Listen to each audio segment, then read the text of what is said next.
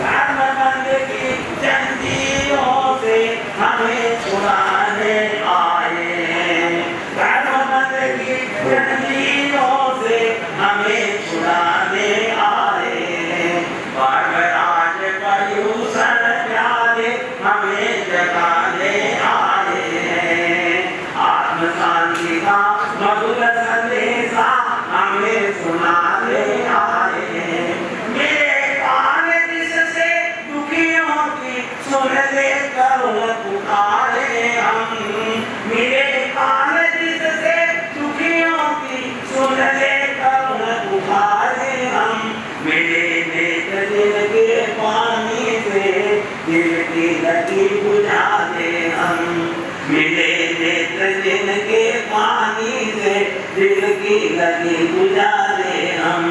परहित अर्पण सर्वस्व करे बस यही बताने आए हैं। पर्यूषण पर्व आए हैं हमें जगाने आए हैं। आत्म शांति का मधुर संदेशा हमें सुनाने आए हैं।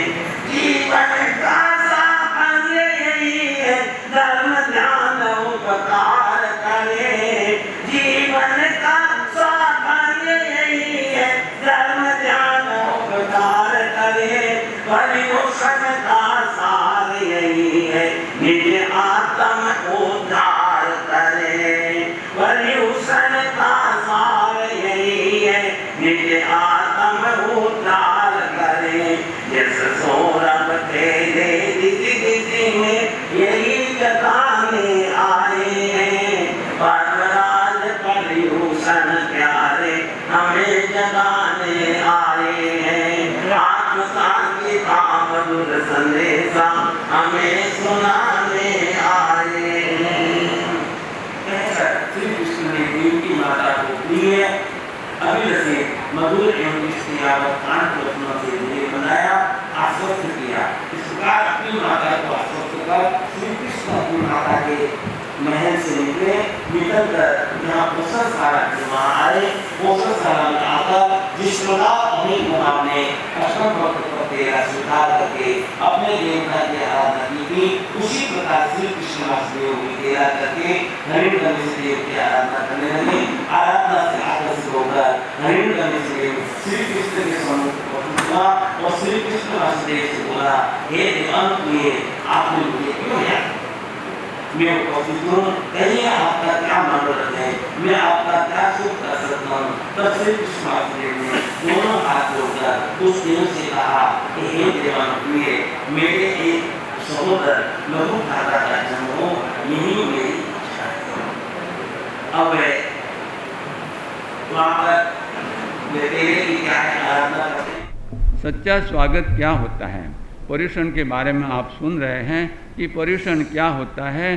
परिवत्ता उषण, चारों तरफ से जो है वसना, तो किसके पास वसना, उसके बारे में सुन रहे हैं। और पर्यूषण के को दो विभागों में विभक्त करें तो पर्यु और क्षण, यानी पर्युपासना करो क्षण क्षण।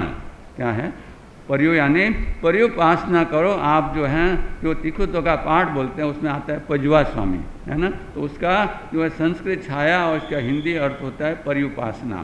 परि और उपासना चारों तरफ से, तो चारों तरफ से यानी मन वचन काया के तीनों ओर से हम पर्युपासना करें। किसकी पर्युपासना करें? किसकी पर्युपासना करें? तो उसके लिए तो ये पर्यूषण हमें संदेश देना है कि हमें किसकी पर्युपासना करनी है। और परिवत्ता उषण यानी हमें वसना है किसके पास। और स्वागत, स्व में जब हमारा आगत होता है तो वो स्व क्या है, वो स्व क्या है, तो यही तो बात हमें जो है पर्यूषण बताने आया है कि अनंत काल से हम क्या है पर में वसे हुए हैं, है ना। आपको यहाँ बताया भी गया था कि अनंत काल से हम क्या है, एक तो प यानी परिवार में, एक प यानी पेट से, एक प यानी पैसे से और एक प यानी प्रतिष्ठा से, इन चारों में बसे हुए हैं। ये चारों हमारा पतन करने वाले हैं। क्या करने वाले हैं? ये चारों हमारा पतन करने वाले हैं।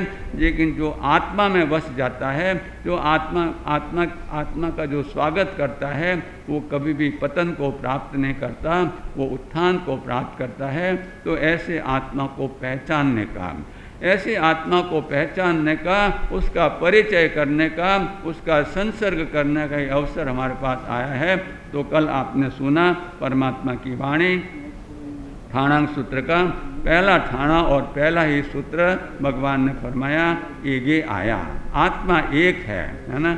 लेकिन आगे ये तो अनेकांतवाद है, आत्मा एक भी है, दो भी है, तीन भी है, चार भी है, यानी परमात्मा ने जो है 14 तक जो है ज्ञानियों ने आत्मा के स्वरूप बता दिए।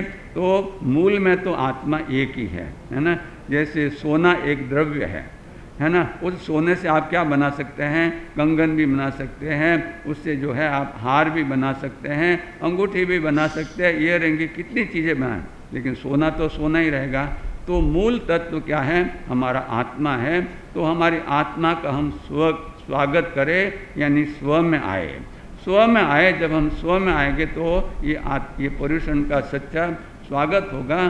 तो आत्मा को पहचाने कैसे हैं, आपने सुना यहाँ कि इंद्रभूति गौतम, जिनके मन में क्या थी, एक शंका थी।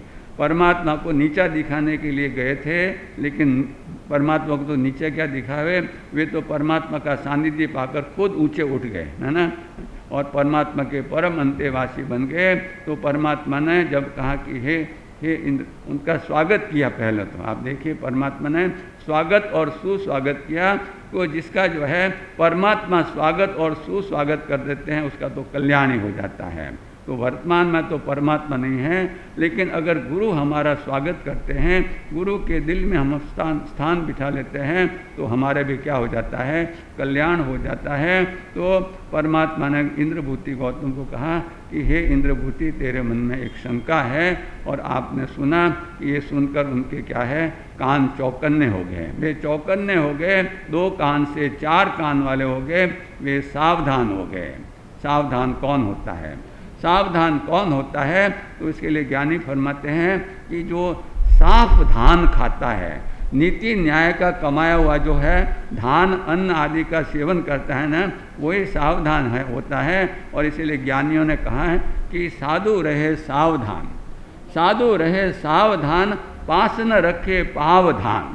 क्या करे, साधु रहे सावधान, पास न रखे पावधान, बासी बचे न कुत्ता खाए, बासी बचे न कुत्ता खाए, और जल्दी जल्दी मुक्ते जाए, है ना। जल्दी जल्दी क्या मुगत में है, लेकिन 5वें आरे में मुक्ति नहीं है, क्योंकि हम सावधान नहीं हैं, हम प्रमाद में आ गए हैं। हम जो कितने प्रमाद का सेवन करते हैं, तो बंधु जो है इंद्रभूति गौतम भी सावधान हो गए। और जब परमात्मा ने उनके मन की बात कही, हे इंद्रभूति गौतम, तेरे मन में ये शंका है कि आत्मा है या नहीं। अब आप देखिए इतनी सभा में राजे महाराजे, महापुरुषों का अभिनंदन हो, वंदन हो, अभिनंदन हो, महापुरुषों का वंदन हो, अभिनंदन हो, वंदन हो, अभिनंदन हो, महापुरुषों का अभिनंदन हो। लेकिन आत्मा के पास उठेंगे तो अनंत ज्ञान, अनंत दर्शन, अनंत आत्मिक सुख और जो है अनंत वीर्य जो है, ऐसी इसकी शक्ति है। तो ये हमें प्राप्त होगी। तो हम आत्मा को पहचाने, और आत्मा को पहचाने कैसे, ये तो अरूपी है, ये कोई आपका गुण थोड़ी है कि उसको देख के उसको चख के पहचान पावे। ये तो अरूपी पदार्थ है, इसको कैसे पहचाने। तो बंधो, इसको पहचानने के लिए हमारे मर्दर केसरी जी परम पूज्य गुरुदेव श्री मिश्री मल्ली महाराज साहब फरमाते हैं कि लगनी चाहिए। क्या चाहिए, लगन चाहिए और लगनी चाहिए। लागी लागी सब कहे, लागी नहीं लगार, लागी उसी की जानिए, छोड़ चले घर बार। तो घर बार को छोड़कर कौन जाता है, अनगार कौन बनता है, जो अपने आत्मा के घर में जाना चाहता है। ये संसार का घर अब उसे पसंद नहीं है। तो ऐसे आत्मा को पहचानने के लिए लगनी चाहिए। और ऐसी लगनी लगी थी राजा जनक को, ऐसी लगने लगी थी राजा जनक को। महामंत्री गुरुदेव परम पूज्य श्री सौभाग्य महाराज को ये बहुत ही सुंदर दृष्टांत फरमाते थे। और उन्हीं के शब्दों में कहे तो एक बार राजा जनक जो है अपने अंतपुर में सोए हुए थे, अपने महल में, अपने जो है उनके रूम में जो है सोए हुए थे और रात को उनको 12 बजे अर्ध रात्रि में उनको एक सपना आया। सपना आपको आते कि सपने की नहीं? तीर्थंकर परमात्मा को सपने आते हैं कि नहीं? नहीं आते हैं। क्यों? क्योंकि उसने उनके दर्शनावर्णीय कर्म का क्षय हो चुका है। जिसके दर्शनावर्णीय कर्म का उदय होता है उनको सपने आते हैं। तो राजा जनक को भी एक सपना आया और उस सपने में उन्होंने क्या देखा? उस सपने में उन्होंने देखा कि किसी शत्रु राजा ने उनके राज्य पर क्या कर दिया है? हमला कर दिया है। आप देखिए ये जितनी भी जो है ये संपत्ति है, ये घर परिवार है, ये क्या भय का कारण है ना? इनकम टैक्स की रेड बढ़ जाएगी, है ना? अचानक जो है चोर आके लूट जाएंगे, ये भय लगा रहता है। तो राजा को भी भय के कारण सपना आया कि किसी शत्रु राजा ने बहुत बड़ी विशाल सेना के साथ में क्या कर दिया है? उन्होंने जो है राज्य पर आक्रमण कर दिया है। अब राजा की शक्ति नहीं, जनक राजा की शक्ति ने उनका सामना कर सके, फिर भी उन्होंने युद्ध किया, लेकिन युद्ध में क्या है? वे हार गए। और अब उन्होंने सोचा कि भाई जान बचेगी तो लाखों पाएंगे, जान बचेगी तो लाखों पाएंगे। तो वे क्या है? जान बचाने के लिए भागे, जान बचाने के लिए भागे। जैसे आपने जो है चंदन राजा और उनके चरित्र में सुना था कि उन्होंने भी क्या है? गुप्त मार्ग से क्या है? महल से जंगल में भाग गए। तो राजा भी क्या है? गुप्त मार्ग से जान बचाने के लिए जंगल में भागा। अब उसे डर है कि जो शत्रु राजा है उसके सैनिक मेरा पीछे नहीं करे। 3 दिन और 3 रात तक सतत भागते ही रहता है। ये सब सपने की बातें हैं, ये कोई रियलिस्टिक नहीं है, ये सपने की बात है। और सपने में वो देख रहा है कि मैं भाग रहा हूँ बेतहाशा। बंधुओं, जब जान पर आती है तो व्यक्ति अपनी शक्ति का भी क्या है? वो ये नहीं करता है और भागता रहता है। 3 दिन और 3 रात जो है भागने के बाद में फिर जब थक गए, एकदम शरीर पसीने पसीने से चूर हो गया, कपड़े सब फट गए और एकदम क्या है? एकदम जैसे गरीब और जो है कंगाल जैसे हो गए हो, ऐसी दशा उनकी प्राप्त हो गई। शरीर सब मैला कुचैला हो गया, अब एकदम थक गया, अब चलने की शक्ति नहीं। तो एक पेड़ के नीचे उन्होंने खड़े रह के देखा कि कोई शत्रु सेना तो आ नहीं रही है। अब मैं क्या हूँ? अब मैं सुरक्षित हूँ, आश्वस्त हूँ। और उस समय जो है वे क्या करते हैं? उस समय जो है वे पेड़ के नीचे क्या है? विश्राम करते हैं, विश्राम करते हैं। और विश्राम करने के बाद में क्या है? उनको लगता है कि मुझे क्या है? थोड़ी भूख लगी है, भूख लगी है तो मैं कहीं से क्या है? कुछ खाना मिले तो लो। तो आजू बाजू में जाते हैं तो देखते हैं कि एक कोई जो है धर्मशाला है और जहाँ भोजनशाला भी है। तो वे वहाँ गए और वहाँ गए तो वहाँ जाकर जो है किचन को रसोई में गए, उनको पूछा कि भाई कुछ खाने को है क्या? उन्होंने बोले खाना तो सब पूरा हो चुका है, जो पत्तलों में झूठी ऐठन है वो है। अब आप देखिए भूख कैसी है। भू अंबर दोनों मिले, नाम भणेजे तास, कहे किसन तिन पापणे, सब जग कीनो दास। ये भूख जो है, भू यानी भूगोल, ख यानी खगोल, जमीन और आसमान जब मिल जाते हैं ना तो ऐसी भयंकर वेदना होती है भूख की। अब राजा जनक जो है फटे हाल चिथड़ों में कंगाल था, उसने कहा कि भाई जो है बचा कुचा अन्न है, जो भी है वो मुझे, खुरचन वगैरह जो भी है मुझे दे दो, मुझे तो भयंकर भूख लगी है, 3 दिनों का भूखा प्यासा है ना। तो जो है उस जो है रसोईदार ने एक पत्तल में जो है उनको दी। अब वो पत्तल लेकर जा रहे हैं और अचानक जैसे आपने चंदन राजा के चरित्र में देखा कि ऊपर से बाज आया और उसने वो पत्तल क्या झपटा, और जैसे झपटा वो पत्तल गिर गया। अब पत्तल गिर गया और वो पत्तल तो ले गया लेकिन सब अन्न क्या है नीचे गिर गया। और जैसे गिरा राजा की नींद खुली। रस धाम है समाधान शरवज्ञ, सहज अभिराम है, शुद्ध बुद्ध अविरुद्ध, अनादि अनंत है, जगत शिरोमणि सिद्ध सदा जयवंत है, जगत शिरोमणि सिद्ध सदा जयवंत है। अनंत ज्ञान दर्शन के धारक, जन जन के उद्धारक, संसार के समस्त जीवों को मोक्ष मार्ग का दिव्य संदेश देकर सभी आत्माओं को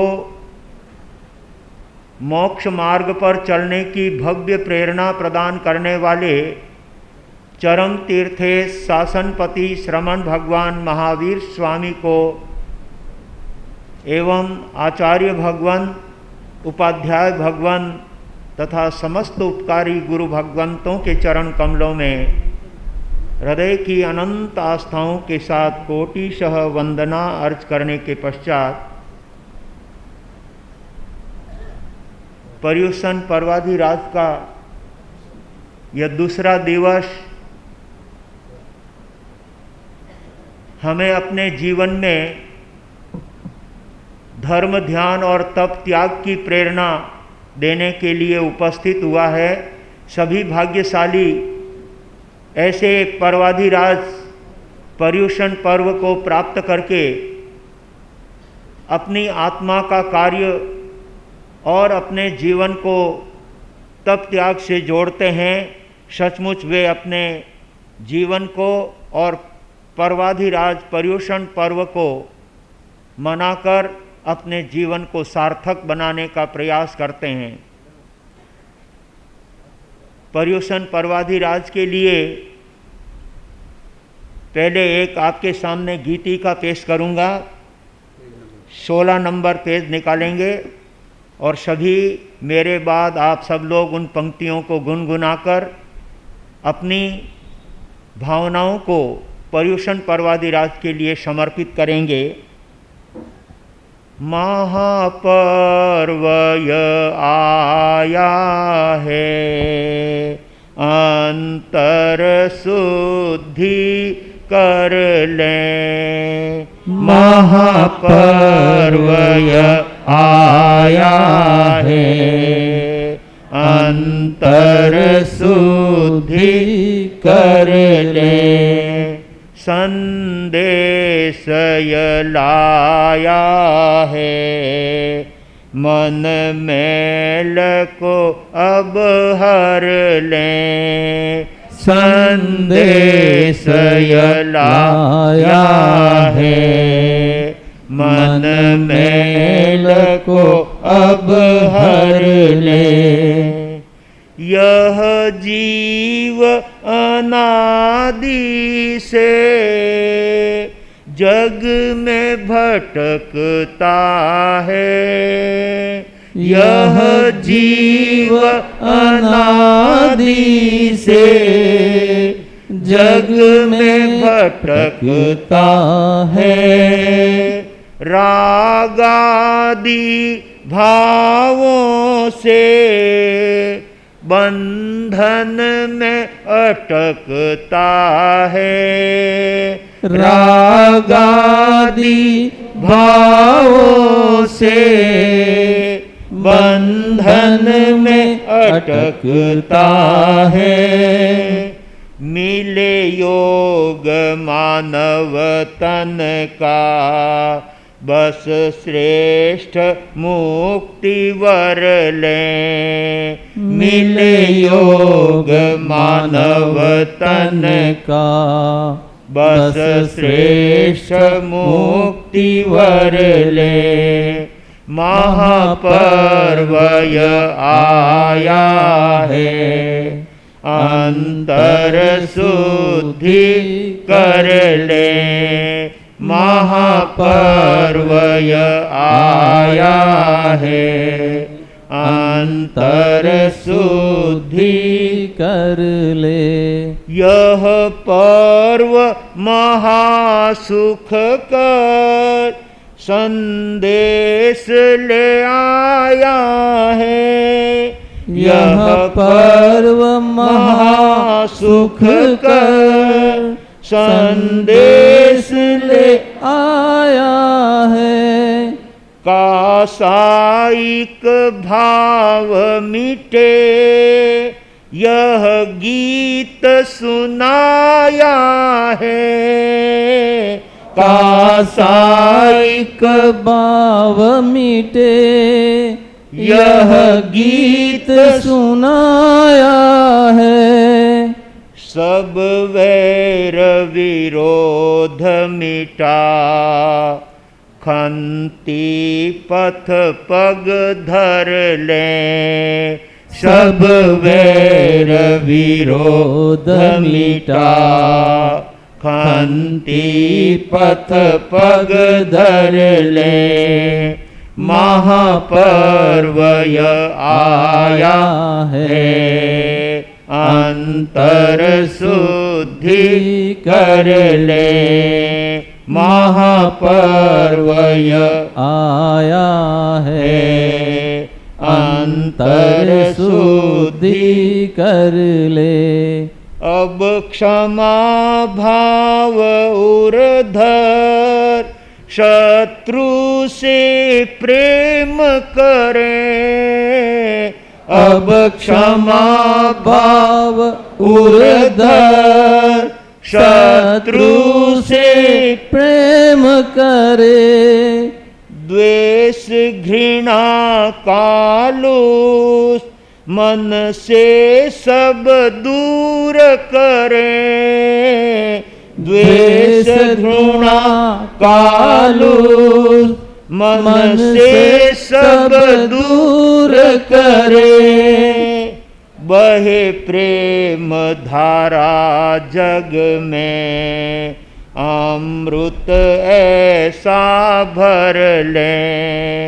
बहे प्रेम धारा जग में, अमृत ऐसा भर ले। महापर्व आया है, अंतर शुद्धि कर ले। महापर्व आया है, अंतर शुद्धि कर ले। महापर्व पर्यूषण ये, जन जन को जगाता है। महापर्व पर्यूषण ये, जन जन को जगाता है। सब अंतर द्वंद्वों का और मन से भगाता है। सब अंतर द्वंद्वों को हर मन से भगाता है। आराधन कर इसका, आत्मिक शांति वर ले। आराधन कर इनका, आत्मिक शांति वर ले। महापर्व आया है, अंतर शुद्धि कर ले। महापर्व आया है, अंतर शुद्धि कर ले। संदेश लाया है, मन मैल को अब हर ले। संदेश लाया है, मन मैल को अब हर ले।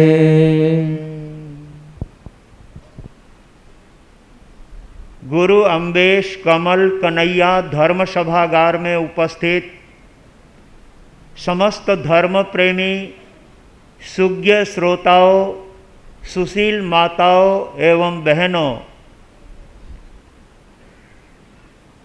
पर्युषण पर्व का यह दूसरा दिन हमें राग और द्वेष से मुक्त होने की प्रेरणा देता है। सचमुच हमारे जीवन को अगर कोई दुखी बनाने वाला है, कोई कष्ट देने वाला है, तो एकमात्र राग और द्वेष, इन्हीं के द्वारा व्यक्ति प्रताड़ित होता है, इन्हीं के द्वारा व्यक्ति दुखी और कष्टों को प्राप्त करता है। यदि राग और द्वेष समाप्त हो जाते हैं तो जीवन में कहीं कोई दुख और संक्लेश रहता ही नहीं है। आइए उस राग और द्वेष से मुक्त होने के लिए आप तत्वचिंतक श्री सागर मुनि जी महाराज साहब से सुन रहे थे। ये राग और द्वेष ही इस आत्मा को समय समय पर दुख और तकलीफ देने का कार्य करता है। राग भी दुखी करता है और द्वेष भी आत्मा को कष्ट और तकलीफ देता है। हमारे हृदय में दूसरों के प्रति दुर्भाव पैदा होते हैं तो उसके पीछे हमारा द्वेष काम करता है, और किसी के प्रति प्रेम और उनके प्रति उल्लास का भाव आता है तो उसके पीछे राग काम करता है। ये राग भी आत्मा को कालिक से पोतने वाला है और द्वेष भी आत्मा को भारी बनाने वाला है। अतः ये पर्वराज हमें राग और द्वेष से अपने आप को मुक्त होने की प्रेरणा देते हैं। जितना नुकसान द्वेष नहीं करता उससे ज़्यादा नुकसान व्यक्ति के जीवन में राग करता है। और हमारे यहाँ पर परमात्मा को वीतराग कहा जाता है। वीतराग, जिनका राग चला गया उनको वीतराग कहते हैं, परंतु वीत द्वेष नहीं कहते। यानी द्वेष चला गया वो जो है वीत द्वेष होते हैं, नहीं। द्वेष चले जाने के बाद भी मन के कोने में, आत्मा के कोने में राग भाव रह जाता है। लेकिन जिस आत्मा का राग चला गया उसका निश्चित रूप से द्वेष तो चला ही जाता है, क्योंकि द्वेष 10वें गुण स्थान तक रहता है और राग 11वें गुण स्थान तक रहता है। यानी एक कदम आगे तक राग भाव हमारे आत्मा के अंदर किसी न किसी रूप में रहा हुआ होता है, चाहे भले ही वो उपशम रूप में रहा हो, लेकिन वो राग हमारी आत्मा को बहुत कष्ट और तकलीफ देता है। इसलिए राग भाव निकल जाता है तो द्वेष अपने आप निकल जाता है। आइए ऐसे राग और द्वेष से मुक्त करने की प्रेरणा ये पर्युषण पर्वाधिराज हमें देते हैं, हमें जागने की प्रेरणा देते हैं। सचमुच जो भाग्यशाली आत्मा ऐसे पर्वों को पाकर के जाग जाता है वो अपने जीवन को धन्य बना लेता है।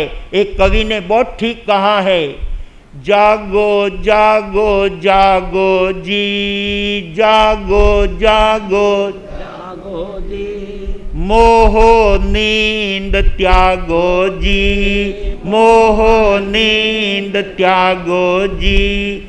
संत ये जगाते हैं, पहरा लगाते हैं। संत ये जगाते हैं, पहरा लगाते हैं। सचमुच संत हमें जागने की प्रेरणा देते हैं। ये पर्युषण पर्वाधिराज अपने आत्मा से जुड़ने की प्रेरणा देते हैं। आप श्रद्धेय उपप्रवर्तक पूज्य श्री विनय मुनि जी महाराज साहब से पिछले 2 दिनों से अंतगढ़ सूत्र में सुन रहे हैं।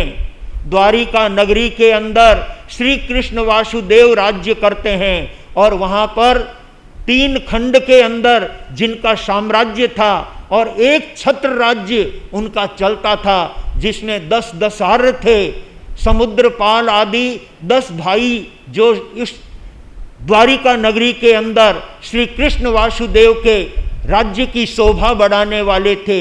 ऐसे समुद्र विजय जी के राज्य में अंधक वृष्णि राम नाम के एक राजा, जिनके गौतम कुमार आदि 10 भाई, यानी गौतम कुमार आदि 10 पुत्र थे और धारणी रानी के वो पुत्र थे। अंधक वृष्णि और धारणी रानी के पुत्र अरिष्नेमी भगवान का द्वारिका नगरी में पधारना होता है और वे गौतम कुमार आदि भगवान के दर्शन करने के लिए जाते हैं, वंदन करने के लिए जाते हैं, उनके प्रवचन सुनने के लिए जाते हैं। सचमुच बंधुओं, जिस समय परमात्मा का और गुरु का समागम मिलता है और उसका जो भाग्यशाली लाभ लेते हैं वो अपने जीवन को धन्य बनाते हैं। जो आरंभ समारंभ में पड़े हुए हैं, जो संसार के कार्यों में ही लगे हुए हैं, उनको ये प्रवचन सुनने का कहाँ मौका मिलता है। जिस गौतम कुमार आदि राजकुमारों का 8 राजकुमारियों के साथ संबंध हुआ, 8 करोड़ का जिन्हें प्रत्येक पदार्थ के रूप में उनको दहेज प्राप्त हुआ, इतना सब कुछ प्राप्त करने के बाद भी जब वे अरिष्टनेमी भगवान के चरणों में पहुंचते हैं और भगवान ने संसार की अनित्यता का, संसार का स्वरूप बताते हुए उन्होंने अपने प्रवचन में जीवन को आगे बढ़ाने की प्रेरणा दी। गौतम कुमार परमात्मा का प्रवचन सुन करके और उनकी आत्मा भीग जाती है, उनकी आत्मा परमात्मा के प्रवचन से गदगद हो जाती है। सचमुच जीवन में करने लायक काम अगर कोई है तो वो धर्म का है, बाकी तो केवल पंचायती है और कुछ नहीं है, उसमें कुछ भी हाथ आने वाला नहीं है। यदि कोई व्यक्ति कोयले का व्यापार करता है तो उसके हाथ अच्छे सफ़ेद हो जाते हैं। ज्ञानी कहते हैं कोयले का धंधा करने वाले के हाथ तो काले ही होने वाले हैं और कोयले की दलाली करने वाले के हाथ भी काले ही होते हैं। इसलिए जब हमें जीवन में करने के लिए उत्तम धर्म मिला है तो उसे छोड़कर इस संसार के कार्यों में लगकर अपनी आत्मा को क्यों कालिक से पोतें, क्यों कर्मों से भारी बनाएं। गौतम कुमार को परमात्मा की एक बार वाणी सुनी और उनको वैराग्य हो गया। एक बार में उनकी आत्मा सावधान बन जाती है। एक बार का प्रवचन उनका जीवन सफल बनाने के लिए तैयार हो जाता है। गौतम कुमार परमात्मा की प्रवचन सुन करके और अपने घर जाते हैं, माता पिता से निवेदन करते हैं, हे माता पिताओं, संसार के सारे सुख हमने देख लिए हैं, इसमें कोई सार नहीं है, इसलिए हम अपना जीवन अरिष्टनेमी भगवान के चरणों में समर्पित करना चाहते हैं। ऐसे एक एक करके 10 ही भाई अरिष्टनेमी भगवान के चरणों में दीक्षित हो जाते हैं, संयम ले लेते हैं। इतना ही नहीं, दूसरे वर्ग के अंदर 8 भाइयों का वर्णन, वे 8 भाई भी अरिष्टनेमी भगवान की वाणी सुन करके और उनका सत्संग करके अपने जीवन को धर्म मार्ग में लगा देते हैं। जिनके सामने सब भौतिक सुख उपलब्ध थे, लेकिन उन्होंने समझ लिया कि ये भौतिक सुख केवल इस जीवन के लिए है, अंत में तो जो अच्छे कार्य किए जाएंगे वही हमारे प्रभव में साथ चलने वाले हैं। इसी बात को लेकर के तो कवि कहता है, ये पर्व हमें जगाने के लिए आया है। बस जो जग जाता है वो अपने जीवन में बहुत कुछ प्राप्त कर लेता है, और जो सोया ही रह जाता है, जो अपनी आत्मा को नहीं समझता, भला वो चाहे संसार में कितना भी आगे बढ़ जाए,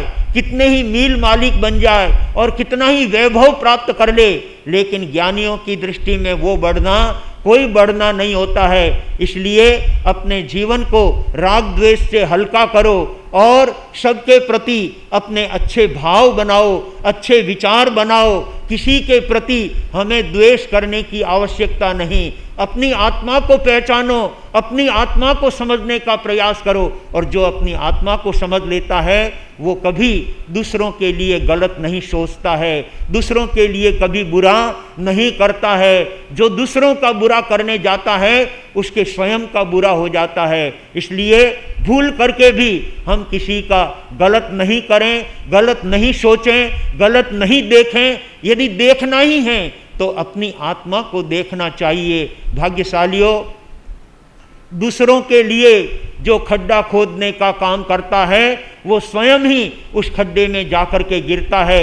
इसलिए हमें अपने जीवन में सावधान बनने की आवश्यकता है। पर्वाधिराज पर्युषण पर्व मनाने का अर्थ है हम प्राणी मात्र के प्रति मैत्री का भाव रखें, प्राणी मात्र के प्रति अच्छे विचार रखें, मैत्री का भाव रखें। दुनिया में मेरा कोई दुश्मन नहीं है। सचमुच में अगर कोई दुश्मन है तो वो हमारा राग और द्वेष है। इस राग और द्वेष से ही आत्मा भारी बनती है, और जो उस राग द्वेष को छोड़ देता है वो जीवन को धन्य बना लेता है। और जो राग द्वेष में ही फंसा रहता है वो अपना नुकसान कैसे कर लेता है, ऐसी एक घटना आपके सामने प्रस्तुत करना चाहूँगा।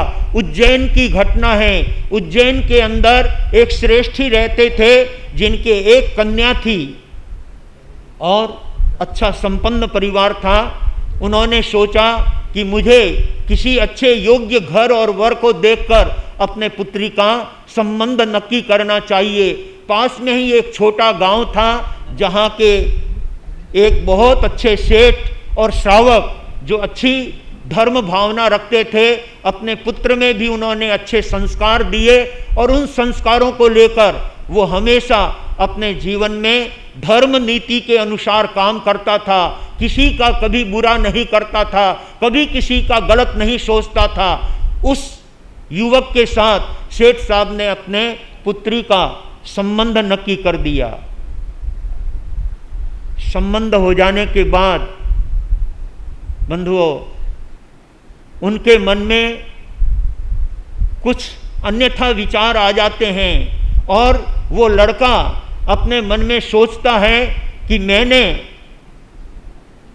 अपने जीवन में हमेशा अच्छे काम किए हैं और चाहे हमारी पारिवारिक स्थिति इतनी अच्छी नहीं है, लेकिन आचार विचार निष्ठा और सबके प्रति अच्छा करने का भाव हमेशा हमारे परिवार के सदस्यों में रहता है। ऐसा सोच करके वह युवक अपना प्रत्येक कार्य बहुत सोच समझ करके करता था।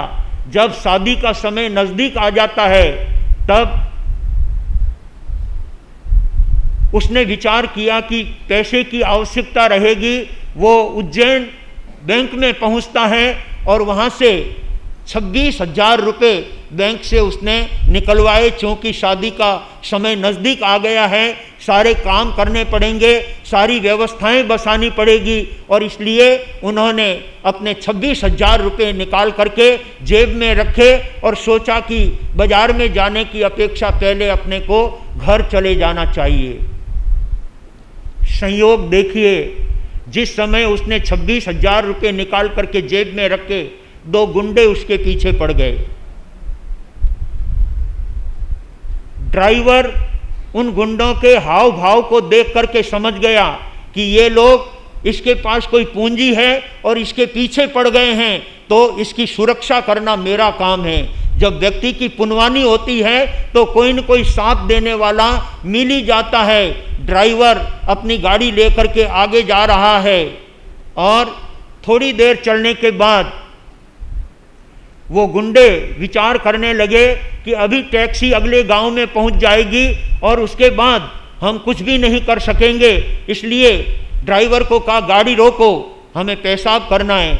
वो गाड़ी से उतर करके एक साइड में जा करके उस युवक से 26,000 रुपये कैसे निकलवाना, मारना या क्या करना, ये विचार करने के लिए वो एक साइड में जाकर विचार कर रहे हैं। और उधर ड्राइवर ने उस भाई को कहा कि तुम कठिनाई में फंस गए हो, तुम्हारे पास कोई पैसा है, तुम्हारे पास कोई रकम है? बोले हाँ, अभी 26,000 रुपये बैंक से निकलवा करके लाया हूँ। बोले ये गुंडे तुम्हारे पीछे पड़े हैं और तुमको जान से मार देंगे, इसलिए तुम यहीं पर उतर जाओ और जहाँ तुमको जाना है अभी यहीं पर चले जाओ, लेकिन अभी मेरी गाड़ी में आगे बढ़ना अच्छा नहीं है। इस तरह से उस ड्राइवर ने उस व्यक्ति को उतार दिया और वो भी पेशाब करने के बहाने एक साइड में जाकर बैठ जाता है और वो दोनों गुंडे आकर गाड़ी में बैठ जाते हैं। सोच लिया कि थोड़ी सी गाड़ी आगे बढ़े और इस युवा को हम ख़त्म करके इसके पैसे निकलवा लेंगे। लेकिन वो पेशाब करने के लिए वो युवक भी बैठा हुआ था। थोड़ी देर में जब वो गुंडे आकर के टैक्सी में बैठ गए तो वो भाई पेशाब करके उठा और ड्राइवर से कहा कि मुझे तो इसी गांव में जाना है, कोई ज़रूरी काम आ गया है, इसलिए अभी आगे नहीं चलूँगा। ये सोचकर ड्राइवर ने तत्काल गाड़ी अपनी आगे बढ़ा ली। वो गुंडे कुछ भी नहीं बोल सके और वो युवा उसी समय विचार करता है कि चलो मेरा यहीं पर रिश्ता नक्की हुआ है, आज आगे बढ़ना अच्छा नहीं है, अपने ससुराल में चलना चाहिए और आज दिन और रात वहीं पर बितानी चाहिए, कल अपने घर चला जाऊंगा। ऐसा सोच करके वो युवक अपने ससुराल, होने वाले ससुराल में जिस कन्या के साथ उनका संबंध होना निश्चित हुआ है, वहाँ पर वो पहुँचता है। ससुरा जी देख करके बड़े मन में प्रसन्न होते हैं। पधारो पधारो, कंवर साहब पधार गए। उन्होंने बहुत उनका सत्कार किया, सम्मान किया, बिठाया और कहा कि कैसे आना हुआ। कि बस बैंक में गया था, कुछ रुपए निकलवाने थे, लेकिन रास्ते में गुंडे पीछे पड़ गए।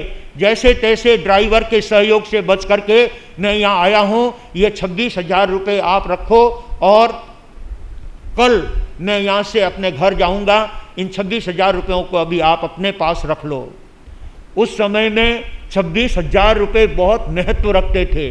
बहुत पहले की बात कह रहा हूँ, लगभग 50 वर्ष पहले की बात है। और उस युवा ने जो ही सुसरा जी के हाथ में 26,000 रुपये पकड़ाए और उसे देखकर सुसरा जी के मन में पाप आ गया। अभी तक तो मेरी लड़की कुंवारी है, जब तक कुंवारी कन्या होती है तब तक उसके लिए 100 घर और 100 वर होते हैं। इसलिए बहुत अच्छा 26,000 रुपये मेरे पास आ गए हैं और कंवर साहब आज रात को यहीं पर रहने वाले हैं। कंवर साहब को रातों रात ख़त्म करके यहीं पीछे बाड़े में खड्डा खोद करके बूर देंगे और ये 26,000 रुपये अपन पचा लेंगे। पैसा क्या क्या अनर्थ नहीं करवाता है। ज्ञानी कहते हैं इस पैसे के कारण सगा बाप अपने बेटे को मार देता है और बेटा अपने बाप को मार देता है। पैसे पैसे के लिए सचमुच ऐसे पैसे के लोभ में फंस करके पता नहीं ये आत्मा कैसे कैसे दुष्कर्म और पाप कर लेता है, लेकिन पाप का परिणाम खुद को ही भोगना पड़ता है। सेठ साहब ने 26,000 रुपये तिजोरी में रखे और कंवर साहब को शाम का टाइम हो गया था, भोजन वगैरह कराया और कहा कि आप आराम करो। कंवर साहब आराम करने के लिए पलंग पर चले जाते हैं और इधर दोनों उनके 2 लड़के थे सेठ साहब के। लड़कों से कहा कि मैं बाजार में जा कर के आता हूँ और देखो एक बात सुनो, ध्यान से सुनना। बोले ये तुम्हारे भावी बहनोई साहब 26,000 रुपये लेकर के आए हैं। ये 26,000 रुपये अपने पक्ष में आ जाएंगे तो तुम्हारी बहन का और जोरदार शादी का कार्यक्रम करेंगे। इसलिए ये 26,000 रुपये मैंने रख लिए हैं और तुम ऐसा करना कि मैं बाजार में जाके आता हूँ, तब तक तुम पूरी तैयारी करके रखना, शस्त्र वस्त्र जो है तैयार करके रखना और बाड़े के अंदर खड्डा खोद करके तैयार रखना। तब तक मैं आता हूँ, फिर अपन सब मिल करके उनका काम तमाम कर देंगे। लोग तो कहते हैं सासरो सुख आसरो। सासरा जो है वो सुखों का निवास होता है, परंतु बंधुओं पैसा क्या क्या अनर्थ नहीं करवा देता है। दोनों भाई बाड़े में जाकर के खड्डा खोदने का काम करते हैं। ये कोई कल्पित बात नहीं कह रहा हूँ, उज्जैन की बनी हुई घटना आपके सामने सुना रहा हूँ। और सचमुच बंधुओं दोनों भाइयों ने अपने पिछले बाड़े के अंदर अच्छा सा खड्डा खोद करके तैयार कर दिया और सेठ साहब बाजार में अभी तक लोगों से मिलजुल रहे हैं और पैसा आया हुआ है तो कई काम उनको बाजार में करने के लिए सूझ जाते हैं और वो लेट हो जाते हैं वहाँ घर आने में। इधर दोनों लड़कों ने देखा समय हो गया है, पिताजी अब तक नहीं आए हैं, लेकिन उन्होंने कहा है कि अपने को रात को ही इनका काम तमाम करके खड्डे में ले जा करके गाड़ देना है। तो कोई बात नहीं, पिताजी आए नहीं आए अपने को यह काम कर देना चाहिए। दोनों भाई मिल करके छुरा लेकर के जाते हैं, चाकू लेकर के जाते हैं, अपने होने वाले सगे बहनोई को छुरा मार करके वहाँ पर ख़त्म कर देते हैं। 2 जोर जवान व्यक्ति मिलकर के एक साथ छुरा उनके सीने में घोंप देवे, फिर कैसे जिंदा रहा जा सकता है। सचमुच में बंधुओं बात कुछ और होती है। जिन बच्चों ने जिन पर छुरा चलाया वास्तव में वो युवक नहीं था, वो उनके ही पिताजी थे। और वो कैसे कि जब पिताजी बाजार में गए हुए थे और भाई लोग बाड़े में जाकर खड्डा खोद रहे थे, उस समय में उसकी होने वाली पत्नी ने आकर के उनको सावधान किया कि आपके ऊपर बहुत बड़ी विपत्ति आई है, आप कमरे में चले जाइए, मैं बाहर से लॉक कर देती हूँ, आज आप रात्रि विश्राम जो है रूम में ही करेंगे। उनको रूम में डाल दिया और इधर सेठ साहब बाजार से काम करके आ जाते हैं और कंवर साहब का खाट खाली पड़ा हुआ देखा तो सोचा बच्चों ने काम कर दिया दिखता है। उस खाट के ऊपर सेठ साहब खुद ही सो जाते हैं और लड़के तो अभी खड्डा खोदने की तैयारी कर रहे हैं। जवान आदमी हैं, गहरा खड्डा खोद करके बूरेंगे तो वापस बाहर ही नहीं निकले कभी भी। ऐसा सोच करके उन्होंने देखा गहरा खड्डा खोदो और वो वापस आवे तब तक सेठ साहब आकर के खटिए पर सो गए थे, पलंग पर सो गए थे। और दोनों भाई फिर वहाँ आते हैं और देखा कि बहनोई साहब आराम से सोए हुए हैं, पर सचमुच वो बहनोई नहीं थे, उनके स्वयं के पिताजी थे। और सेठ साहब को माया का इतना नशा चढ़ गया कि उनको कोई होश हवास ही नहीं रहा, चद्दर ओढ़ करके सो जाते हैं। और दोनों भाइयों ने आकर एक ही साथ छुरा घोंप करके अपने पिता को ख़त्म कर दिया और ख़त्म करके बिस्तर के साथ उठाया और ले जा करके उस खड्डे के अंदर बूर दिया, ऊपर मिट्टी डाल दी और दोनों भाई यथास्थान आकर के सो जाते हैं। लेकिन ऐसा पाप करने वाले को नींद कब आ गई? वो भी सोच रहे हैं कि सवेरे क्या होगा, सवेरे क्या होगा। जब सारी बातें सामने आएगी तब हम क्या जवाब देंगे, हम क्या कहेंगे। शायद दोनों भाई भी उस घाल मथोल में पूरी रात भर नींद नहीं आई। और जब सवेरे सूर्योदय हुआ, सारे लोग उठ जाते हैं। दोनों भाई अपने बिस्तर पर अभी सोए हुए हैं, नींद में तो नहीं हैं, लेकिन उनकी बहन वो जल्दी उठ करके सबसे पहले कोतवाली में जाती है और कोतवाली में जाकर के अपने साथ पुलिस को लेकर के आती है। और पुलिस को ला करके फिर उन्होंने दोनों भाइयों को उठाया। दोनों भाई अपने सामने पुलिस को देखकर सोचने लगे ये क्या, किसी को कानो कान भी पता नहीं था और ये पुलिस कहाँ से आ गई। अब तो उनकी छाती धक धक करने लग गई, अरे ये क्या अनर्थ हो गया। चाहे किसी को भी हमने मारा, लेकिन हमने किया तो गलत ही है। इसलिए उनकी आत्मा में बहुत दुख होता है, बहुत उनको पछतावा होता है, बहुत अब विचार आते हैं। लेकिन होनी को कौन अनहोनी कर सकता है। भाग्यशालियों, पुलिस के सामने ही उन दोनों भाइयों को उठाकर जहां होने वाले बहनोई साहब रूम में सोए हुए थे, वो रूम का लॉक खोलती है उनकी बहन और अंदर से जवाई साहब को निकालती है। दोनों भाई अपने बहनोई साहब को देख करके विचार करने लग गए, अरे रात को तो हमने अपने हाथों से इनको मारा है, ये जीवित होकर के कैसे आ गए, कुछ समझ में भी नहीं आ रहा था।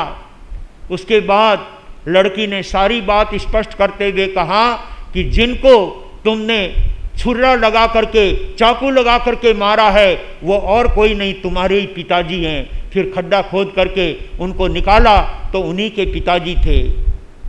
बंधुओं, ये सारी घटना पुलिस के तहकीकात में हुई और सब लोग देखते रह गए कि ये क्या बात है। सचमुच बंधुओं, उस बालक का, उस युवा का, जो उस घर का जवाई बनने वाला था, उसका आयुष्य लंबा था, उसकी उम्र लंबी थी, तो उनको बीच में कौन मार सकता है। और कहा जाता है कि जितने तारे गगन में उतने दुश्मन होए, जितने तारे गगन में उतने दुश्मन होए, बालन बांका कर सके पुण्य सहायक होए। जिसकी पुण्य सहायता करने वाला होता है वो हजारों दुश्मनों के बीच में भी सुरक्षित रह जाता है। और जिस घर के अंदर उनके सुरक्षित रहने की कोई उम्मीद नहीं थी, वहाँ पर पुण्य ने उनको बचा लिया। पुलिस ने भी दोनों भाइयों को कैद में आजीवन कैद कर दिया और सेठ साहब का अंतिम संस्कार कर दिया। और इधर उस कन्या का उस युवा के साथ में संबंध कर दिया, शादी कर दी, लगन कर दिए और वो पूरे परिवार की चल अचल संपत्ति सारी उस लड़की के नाम कर देते हैं और सब कुछ उसे प्राप्त हो जाता है। तो ज्ञानी कहते हैं, औरों के लिए खड्डा खोदे मगर वही उसमें गिरता, औरों के लिए जाल बिछाए मगर वही उसमें फंसता। सच कहता हूँ जग में माया जननी दुख अपार की। ये माया जिसको लोग जो है माया कहते हैं, परंतु ये माया सचमुच में माया है, सचमुच में लोगों के सामने छल करने वाली है। कितना जबरदस्त छल कर दिया, खुद दूसरों को मारने के लिए खुद ने अपने जीवन को मौत के घाट पर उतार दिया। आइए भाग्यशालियों, कभी किसी का बुरा नहीं सोचना चाहिए, कभी किसी का गलत नहीं सोचना चाहिए और कभी किसी के लिए गलत नहीं करना चाहिए। यही तो हमें धर्म सिखाता है। और जिसके जीवन में ये व्यवहार की बातें अगर जीवन में आ जाती है तो समझ लेना चाहिए उसने अपने धर्म को जीवन व्यवहार में जी लिया है। ऐसे जीवन व्यवहार में धर्म को जीने वाला व्यक्ति अपने आप को पावन और पवित्र बनाने का कार्य करता है। कितने दिन के लिए हम संसार में आए हैं, क्यों किसी के प्रति ऐसा दुष्कार्य करें, क्यों किसी के लिए गलत करें, क्यों किसी के लिए इस प्रकार के कार्य करके और अपनी आत्मा को पाप से भारी क्यों बनाएं। पाप करना तो सरल है, लेकिन उसका परिणाम जब सामने आएगा तो भोगने पर भी छोड़ने वाले नहीं होंगे। रो रो करके उन कर्मों के कर्ज को चुकाना होगा। कवि कहता है, हूँ पूर्ण पापी जीव पाप को भारो, पाप को भारो, कर्मों को दोष नहीं, दोष सभी है मारो। कर्मों को दोष नहीं, दोष सभी है मारो। जो पीवे भंग तो लहर अवश्य ही आवे, अवश्य ही आवे। जो करे चोरी वो सजा निश्चय ही पावे। मारी पापा तम को लाख लाख धिकारो, लाख धिकारो। कर्मों को दोष नहीं, दोष सभी है मारो। कर्मों को दोष नहीं, दोष सभी है मारो। सचमुच बंधुओं, अपने हृदय में लोभ की भावना में आकर 26,000 रुपये पचाने के लिए दूसरों को मौत के घाट उतारने वाला व्यक्ति स्वयं ही मौत के मुंह में चला जाता है। न वो 26,000 रुपये मिले और न कुछ उनके हाथ में आया, बल्कि अपनी जान से हाथ धोना पड़ा। इसलिए गलत करने वाला स्वयं ही अपने जीवन के लिए गलत करता है। सुख दिया सुख होत है, दुख दिया दुख होय। आप हणे नहीं और को, तो आपे हणे न कोय। हम यदि दूसरों के लिए साता उपजाने का काम करेंगे, सुख देने का काम करेंगे, तो हमारी आत्मा को सुख मिलेगा। और दूसरों को यदि हम कष्ट और दुख देते हैं तो वो दुख अपनी आत्मा के लिए ही तैयार होने वाला है। जैसा कि सेठ साहब के सामने सारी परिस्थिति सामने आ जाती है। दूसरों को खड्डे में पूरना चाहते थे, लेकिन वो खड्डा उन्हीं के लिए तैयार हो जाता है। इसलिए अपने जीवन में पाप का त्याग करके जीवन को धर्ममय बनाने का अवसर गुरुदेवों के चरणों में बैठकर, संतों के चरणों में बैठकर हमें यह परमात्मा के संदेशों को अपने जीवन में आत्मसात करने का मौका मिला है। भाग्यशालियों, सामायिक की आराधना, तप जप की आराधना, प्रतिक्रमण की आराधना और विविध धार्मिक अनुष्ठान करके अपनी आत्मा को धर्म से जोड़ने का कार्य करने की आवश्यकता है। किसी के प्रति वैर बसाना तो सरल है, लेकिन उस वैर का बदला भव भव के अंदर व्यक्ति एक दूसरे के दुश्मन बन करके मरते रहते हैं, कष्ट भोगते रहते हैं। लेकिन जब तक व्यक्ति दूसरे को क्षमा नहीं कर देता, दूसरे को माफ नहीं कर देता और स्वयं उससे माफी नहीं मांग लेता, तब तक वो कर्मों से मुक्त हो नहीं सकता, तब तक वो दुखों से छूट नहीं सकता।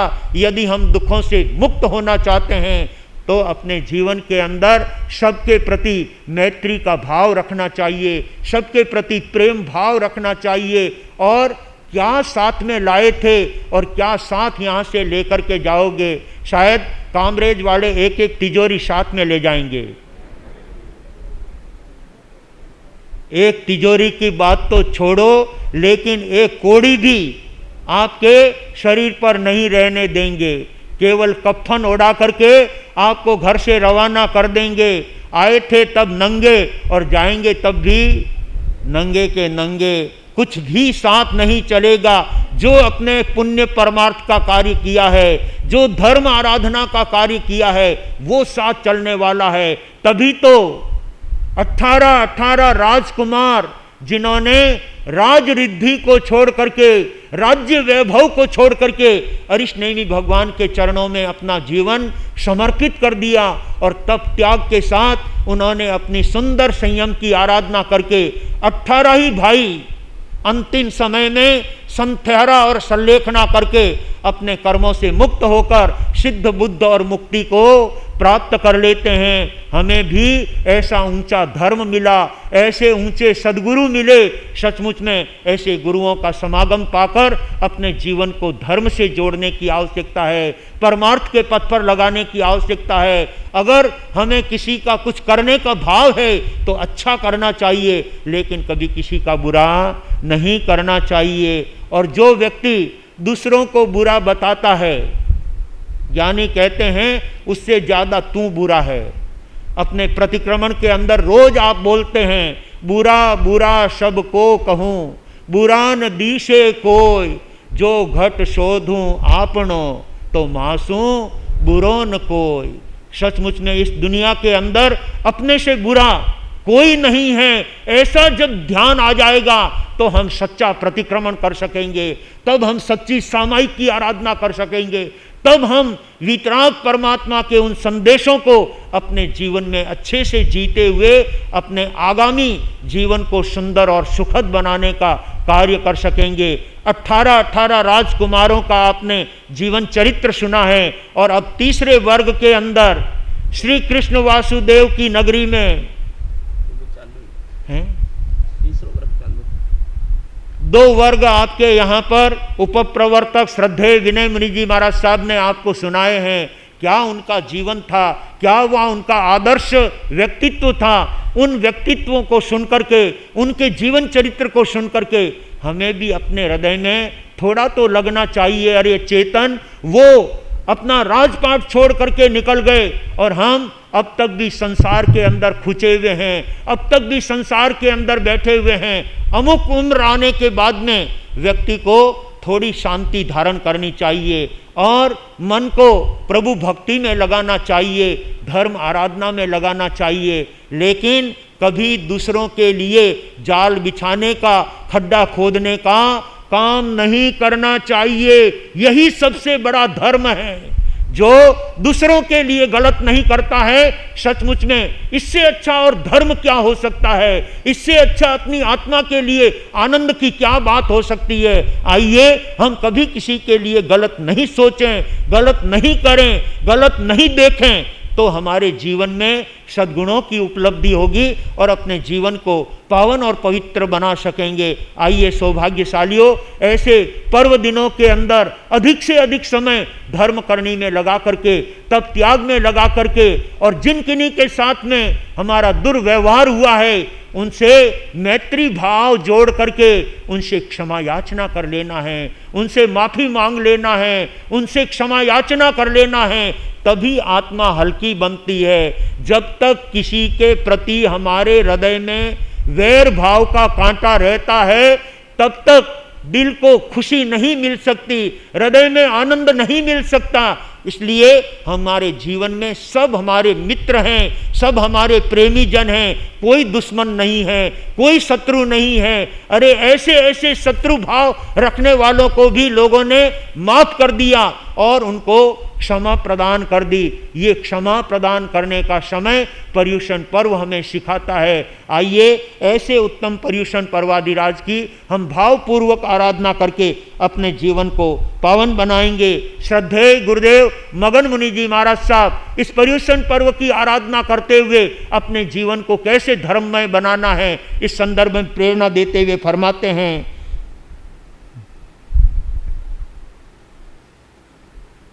यह पर्व पर्यूषण आया है, यह पर्व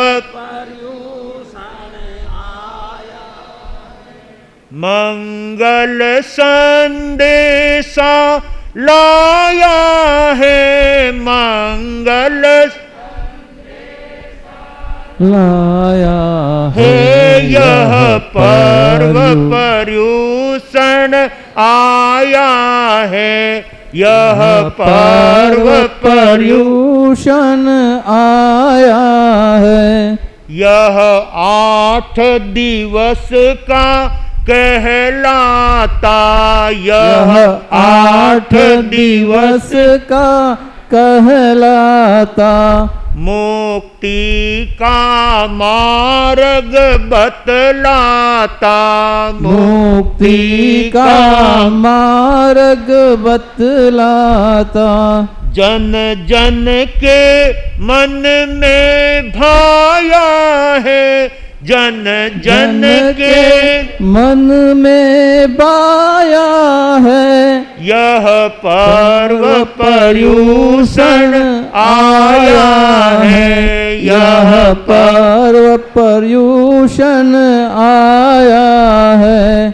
जिन वाणी नित ही सुन लेना, जिन वाणी नित ही सुन लेना, यह रसिक साधना कर लेना, यह रसिक साधना कर लेना, यह चैनपुरा में गाया है, यह चैनपुरा में गाया है, यह कामरेज में गाया है, यह कामरेज में गाया है। यह पर्व पर्यूषण आया है, यह पर्व पर्यूषण आया है। सचमुच परम श्रद्धे मगन मुनि जी महाराज साहब और परम श्रद्धे मदन मुनि जी महाराज साहब, जो मेवाड़ के ये 2 रत्न थे, मगन और मदन की जोड़ी थी, मेवाड़ के छोटे छोटे गांवों में विचरण करते हुए लोगों को परमात्मा की वाणी का दिव्य संदेश देकर जन जन को जोड़ते थे। केवल जैन समाज का ही नहीं, लेकिन 36 ही कौम के लोगों को धर्म से जोड़ने का कार्य श्रद्धेय गुरुदेव मगन मुनि जी महाराज साहब करते थे। चैनपुरा में चातुर्मास करते हुए पर्यूषण में इस भजन की रचना उन महापुरुषों ने करके चैनपुरा वालों को सावधान किया। आज हमारे बीच में चैनपुरा से भाई श्री पुखराज जी चोपड़ा आए हुए हैं, जो मूलतः चैनपुरा के हैं और अभी इस समय उनका परिवार सूरत में भी रहता है, आसीन में भी रहता है और मूलतः आप चैनपुरा के रहने वाले हैं। गुरुदेवों के चातुर्मास का चोपड़ा परिवार ने बहुत दिल से लाभ लिया, भावनाओं से लाभ लिया। अभी भी जब जब मेवाड़ के संत और सतियाँ उनके गांव में पधारते हैं तो ये चोपड़ा परिवार हमेशा भावनाओं के साथ गुरुदेवों की सेवा भक्ति करते हुए उनके पधारने का पूरा पूरा लाभ लेते हैं, सेवा लेते हैं। इनके पुत्र भी इतने ही धर्म शासन से जुड़े हुए हैं और गुरुदेव के प्रति श्रद्धा और आस्था रखने वाले हैं। ऐसे हमारे धर्म सभा के अंदर अनेक श्रावक बंधु आए हैं धर्म पर्व पर्यूषण की आराधना करने के लिए। अब तक हमारे यहाँ पर लगभग 125 भाई बहन 8 दिवस तक पर्यूषण पर्व की आराधना करने के लिए बाहर क्षेत्रों से अनेक प्रांतों से यहाँ पर आकर के पर्यूषण पर्व की आराधना गुरुदेवों के सानिध्य में कर रहे हैं। और कामरेज वालों को तो 4 महीने के लिए यह मौका मिला है। भाग्यशालियों, 4 महीने में अपनी आत्मा को पवित्र और शुद्ध बना लेना है। यही प्रेरणा देने के लिए, यही संदेश देने के लिए आपके यहाँ पर संत चातुर्मास करने के लिए आए हैं। संत जहाँ जहाँ जाते हैं वहाँ पर हमारी सारी संस्कृति संभल जाया करती है। जब बंधुओं बसंत आता है तो सारी प्रकृति खिल जाती है, और जब अपने गांव नगर में संत आते हैं तो हमारी सारी संस्कृति को बहुत बड़ा बल मिलता है। इसलिए संतों के चरणों में बैठकर अपने आप को तप त्याग में लगाते हुए, सामायिक और प्रतिक्रमण में जोड़ते हुए अधिक से अधिक धर्म आराधना करेंगे। अनेक भाग्यशाली आत्मा रोज की 9 सामायिक, 11 सामायिक, 13 सामायिक, 15-15 सामायिक की आराधना करने वाले हमारे यहाँ पर श्रावक श्राविका बाहर से आए हुए वे सामायिक की आराधना करते हैं। कामरेज वालों को भी ज़्यादा से ज़्यादा समय धर्म आराधना में, सामायिक प्रतिक्रमण में लगा करके इस पर्वाधिराज पर्युषण का खूब अच्छे से लाभ लेना है। हमारे यहाँ पर अनेक तपस्याएं भाई बहनों के अंदर चल रही है, जिनमें से श्रीमती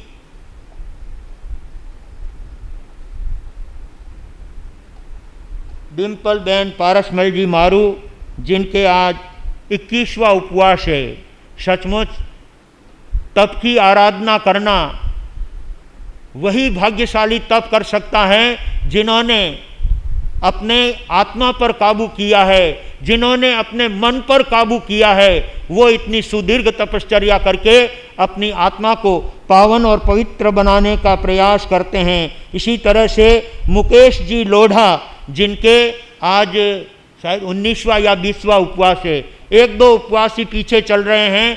भाई नटवर लाल जी के आज 20वां उपवास है। और इस प्रकार से हमारे यहाँ पर अनेक तपस्वी तप आराधना कर रहे हैं। श्रीमती सुश्री दिशा जयेश कुमार जी कोठारी, जिन्होंने छोटी उम्र के अंदर 11 उपवास की तपश्चर्या करके कोठारी परिवार का गौरव बढ़ाया है। और भाग्यशालियों, उस बच्ची के मन में बहुत धर्म के प्रति और तपस्या के प्रति अनन्य भावना है कि मुझे तपस्या अपनी आत्मा के लिए करना है। और परमात्मा भी यही फरमाते हैं, जो भी धर्म साधना करते हैं, जो भी त्याग तपस्या करते हैं, वो अपनी आत्मा के लिए कहा किया जाता है। दिशा ने अपने मन में नक्की कर लिया था कि मैं तपस्या करूंगी, लेकिन मुझे सम्मान और किसी भी प्रकार का अभिनंदन नहीं करवाना है। उसके कल 11 उपवास पूरे हो गए थे।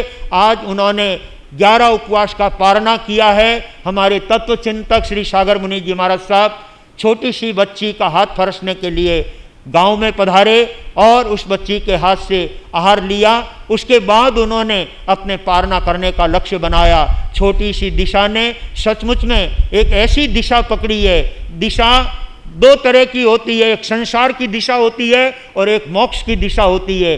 सचमुच में उसने अपने दिशा नाम को सार्थक किया है। उसने मोक्ष की दिशा पकड़ते हुए अपने आप को ये तप पूरे आत्म कल्याण के लिए किया है, आत्म उत्थान के लिए किया है, आत्मा को पावन बनाने के लिए किया है। केवल कर्म निर्जरा के लिए उन्होंने ये तप आराधना करके आज उसके सुख शांति पूर्वक पारणा हो गया है। सभी तपस्वियों के लिए मंगलमय कामना करते हुए तपस्वी अपनी तप भावना में खूब आगे बढ़े और अपने जीवन को सफल और सार्थक बनाए। भाई श्री धनराज जी साहब ओस्तवाल के 31 का पारणा हो गया। श्रीमती वर्षा बहन प्रवीण कुमार जी बोहरा, उनके भी 31 का पारणा हो गया। इधर भाई श्री ललित कुमार जी गौतम चंद जी मेहता, उनके भी 30 उपवास का पारणा सुख शांति पूर्वक आज संपन्न हो गया है। सभी तपस्वियों के सुख शांति की मंगलमय कामना करते हैं और सभी भाग्यशाली उन तपस्वियों के अनुमोदन में हमेशा अपनी उत्तम भावनाओं का परिचय देते हुए उनके तप की अनुमोदना करते रहेंगे। सभी तपस्वियों के तप प्रत्याख्यान होंगे और तप प्रत्याख्यान के बाद में कुछ आपको सूचना मंच पर से दी जाएगी। सभी भाग्यशाली इस पर्वाधिराज पर्युषण का खूब अच्छे से लाभ ले। जिन्होंने अब तक कुछ नहीं किया है वो आज से अपने मन में संकल्प बनाए और पर्युषण पर्व में धर्म ध्यान की आराधना में लगे। ऐसा सभी से अपेक्षा रखते हैं कि वे इस चातुर्मास के अंदर, इस पर्युषण पर्वाधिराज के अंदर जीवन को धर्म और तप से जोड़कर पावन बनाएं, पवित्र बनाएं। बहुत बहुत धन्यवाद। भाई वर्दी चंद जी साहब कोठारी, बहुत जिनके पौत्री दिशा ने 11 उपवास की तपश्चर्या करके अपने परिवार का गौरव बढ़ाया है। तो मैं आता हूँ तपस्वियों के तप के लिए प्रेरणा करूँगा। श्रीमती डिम्पल बहन पारसमल जी मारू, जिनके आज 21 उपवास हैं, यदि वो आए हों तो पचखान नहीं होगा। भाई श्री मुकेश कुमार जी लोढ़ा और भाई श्री नटवर लाल जी की तपस्या के पचखान हो गए हैं। हमारे बीच में एक बहुत अच्छे वरिष्ठ तपस्वी और जिन्होंने अपने जीवन में अनेक बार मास खमन और उससे भी बड़ी तपस्याएं की है, ऐसे भाई श्री बालचंद जी साहब मेहता, जिनके आज 14वां उपवास है। बालचंद जी साहब मेहता 14 है, हाँ 14वां। नमो अरियंताणम नमो सिद्धाणम नमो आयर्याणम नमो वज्रयणम नमो लोये सब्बसावणम ऐसो पंच नमोकारो सब पावपणासनो मंगलांति सब्बे सिंह पड़मंग हवै मंगलम वो सग्गाहारम पासम पासम वंदामि कमगण मुक्कम विसार विस्निन्नासम मंगल कल्याण आवासम विसार पुलिंगमंतम कंठे धारी जो सयामन वो तस्स गह रोग मारी दुष्ट जरा जंते वो सामम चिट्ठऊ दूरे मंतो तुझ प्रणामो विवो फलो नरतिरिये सुविजीवा पावन तीन दुख दो अगम तो समते लद्धे चिंतामणि कप पाय भैये पावंत्य अभिज्ञानम जीवाय राम रम ठाणम ये संतो माय स भक्ति निभ्रेण ये न तादेव दिज्य बोइंग भवे भवे पास दिन चंद भवे भवे पास दिन चंद। आपका 14 उपवास का 30 बत्तम पुचका तिव्यम प्यारष्टम खायम सायम अनत्था भोगेनम सहस्रागारेणम सब समाहि वत्यागारेणम वो श्रे। तपस्या करने वालों को धन्यवाद, जिन शासन की शान बढ़ाने वालों को धन्यवाद, आगे भाव रखने वालों को धन्यवाद। बहुत बहुत धन्यवाद। श्रीमान कमलेश भाई पिछोलिया एक मंगलिक सुना देता हाँ एक प्रथम मंगल पाठ सभी सुन लेंगे, उसके बाद में कुछ पचखान बाकी है। चत्तारी मंगलम अरियंता मंगलम सिद्धा मंगलम साहु मंगलम केवली पन्नतो धमो मंगलम चत्तारी लोगुत्तमा अरिहंता लोगुत्तमा सिद्धा लोगुत्तमा साहु लोगुत्तमा केवली पन्नतो धमो लोगुत्तमो चत्तारी शरणम पविज्झामि अरिहंते शरणम पविज्झामि सिद्धे शरणम पविज्झामि साहु शरणम पविज्झामि केवली पन्नतम धम्मम शरणम पविज्झामि। 4 मंगल 4 उत्तम 4 शरणा और दूजा कोय जो भव्य प्राणी आदरे अक्षय अमर पद हो। भाई श्री कमलेश कुमार जी के आज 7वां उपवास है। अच्छा पारना हो गया। अच्छा अनुकूलता हाँ, शारीरिक अनुकूलता नहीं रही होगी, भावना थी उनकी आगे बढ़ने की, लेकिन शरीर के उपरांत कुछ नहीं हो सकता। बहुत बहुत धन्यवाद 6 उपवास के तपस्वी दोनों पति और पत्नी को बहुत बहुत धन्यवाद, बहुत बहुत उनके तप की अनुमोदना। और कोई बड़ी तपस्या वाले भाई बहन हैं अभी जिनके नाम नहीं आए हमारे पास में, यदि कोई तपस्वी हो तो तप के प्रत्याख्यान ले लेंगे।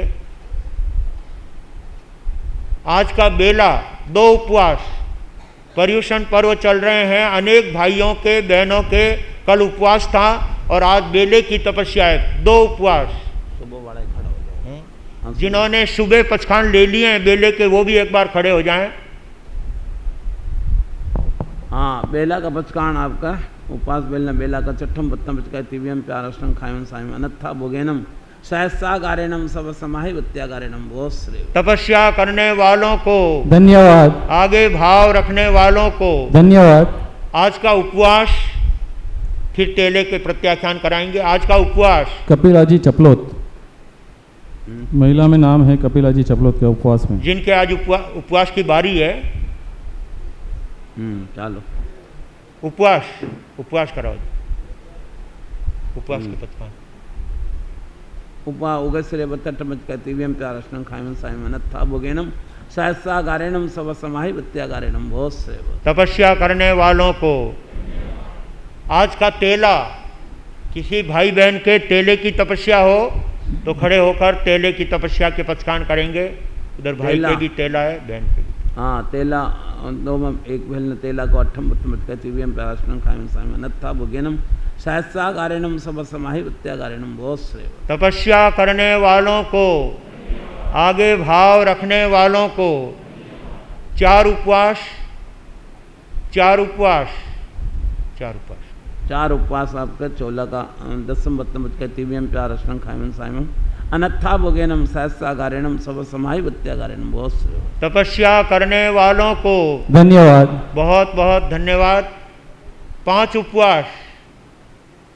आज का आइम्बिल में कांताबेन गांग, श्रीमती कांताबेन गांग, और दूसरा कभी आम्बिल है 4। और भी कुछ आइम्बिल के प्रत्याख्यान है हमारे मदन लाल जी साहब के। आज तीसरा आइम्बिल है।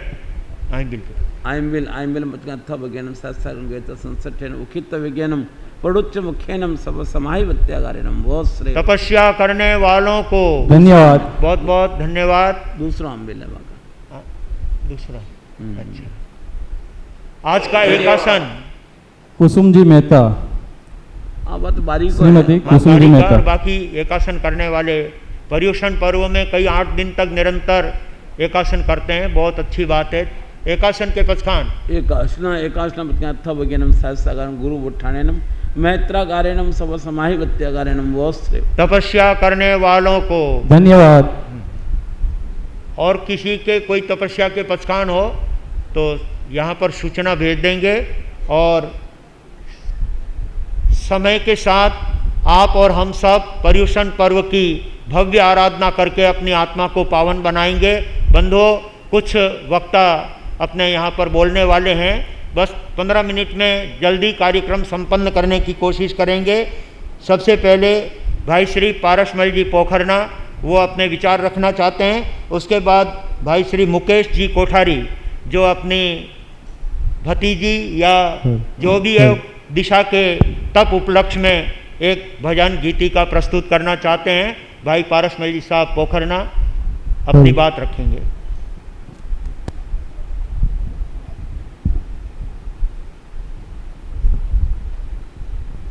संक्षिप्त में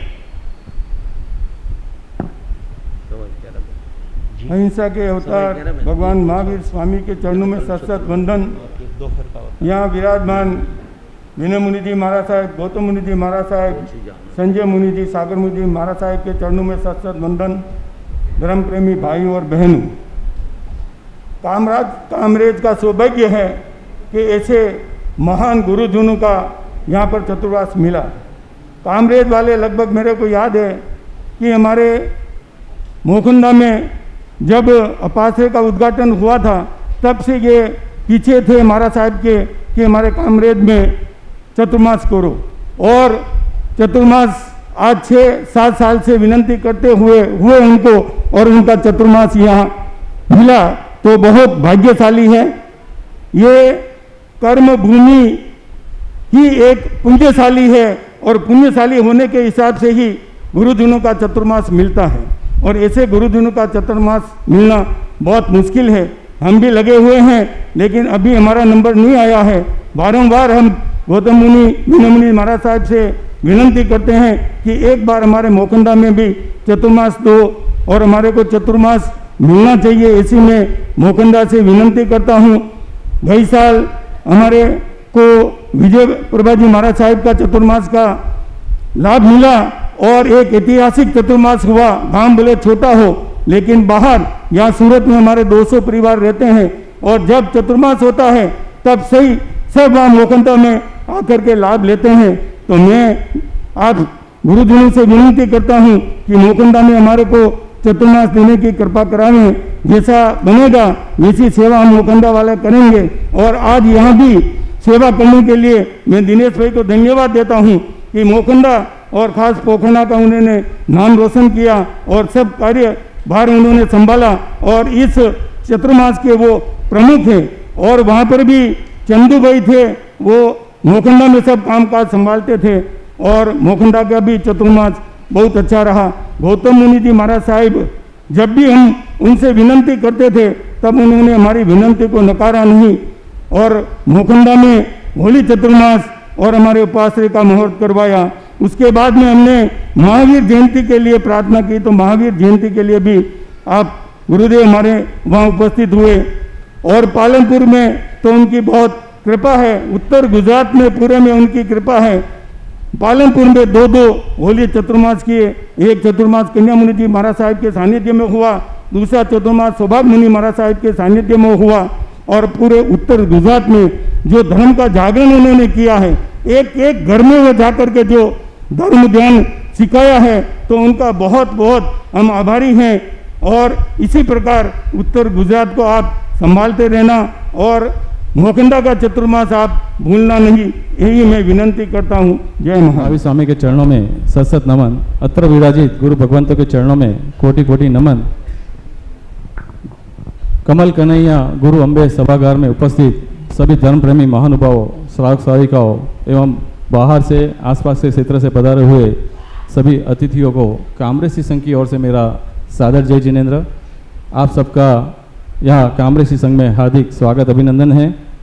पर्युषण का आज दूसरा दिन है। गुरु भगवंतों ने अपनी वाणी के माध्यम से हमें संदेश दिया है कि पर्युषण पर्व के दरमियान धर्म साधना आराधना करते हुए हमें हमारे मन में किसी भी प्रकार का राग द्वेष नहीं रखना है। राग द्वेष से मुक्त होकर हमें अपने जीवन को निर्मल पावन बनाने के भाव रखने हैं और अगर हम भला किसी का कर न सके तो किसी की बुरा करने की भावना नहीं रखनी चाहिए, किसी का बुरा भी मत सोचना चाहिए। यह संदेश आज हमने गुरु भगवंतों की वाणी के माध्यम से सुना है। आज की प्रभावना श्रीमान मोहनलाल जी सा सांकरिया, कला मंदिर ज्वेलर्स सूरत, मोहनलाल जी साहब भीमराज जी सा सांकरिया, और आज की प्रभावना में श्रीमान रतनलाल जी सा मारू, रतनलाल जी सा कल्पेश कुमार जी सा मारू भीम, उन्होंने भी प्रवचन पश्चात की प्रभावना का लाभ लिया है। आपका बहुत बहुत धन्यवाद। श्रीमान कमलेश कुमार जी साहब पिछोलिया, जिन्होंने 6 की तपस्या, सजोड़े से 6 की तपस्या की है, उनकी उपलक्ष्य में जीव दया में उन्होंने 5100 रुपये की राशि श्री कामरेसी संघ को दान दी है। आपका भी बहुत बहुत धन्यवाद श्रीमान कमलेश जी साहब पिछोलिया। और हमारे श्रीमान पारसमल जी साहब, ललित कुमार जी साहब, सुनील कुमार जी साहब पोखरणा, जो पालनपुर मुकुंदा से पधारे हैं, उन्होंने भी कल सुबह प्रार्थना, प्रवचन एवं जाप, कल की पूरे दिन की प्रभावना का लाभ श्रीमान पारसमल साहब, ललित कुमारी साहब, सुनील कुमारी साहब पोखरणा ने लिया है। आपका भी बहुत बहुत कामरेसी संघ की ओर से धन्यवाद। अब आगे में हमारे अतिथियों के स्वागत के लिए स्वागतकर्ता परिवार श्रीमान चंद्रेश कुमार जी साहब, पिंटू कुमार जी साहब, अल्पेश कुमार जी साहब, गन्ना, ज्ञानगढ़, कामरेज, उन्हें आमंत्रित करूंगा आप आगे पधारे। और उनके परिवार से श्रीमान बाबूलाल जी साहब, गन्ना और पारसमल जी सा गन्ना उपस्थित हो तो वो आगे आकर आज के हमारे अतिथियों का स्वागत सम्मान करेंगे। स्वागत की कड़ी में श्री उत्तम चंद जी साहब बोहरा जयपुर से, श्रीमान उत्तम चंद जी साहब बोहरा जयपुर से,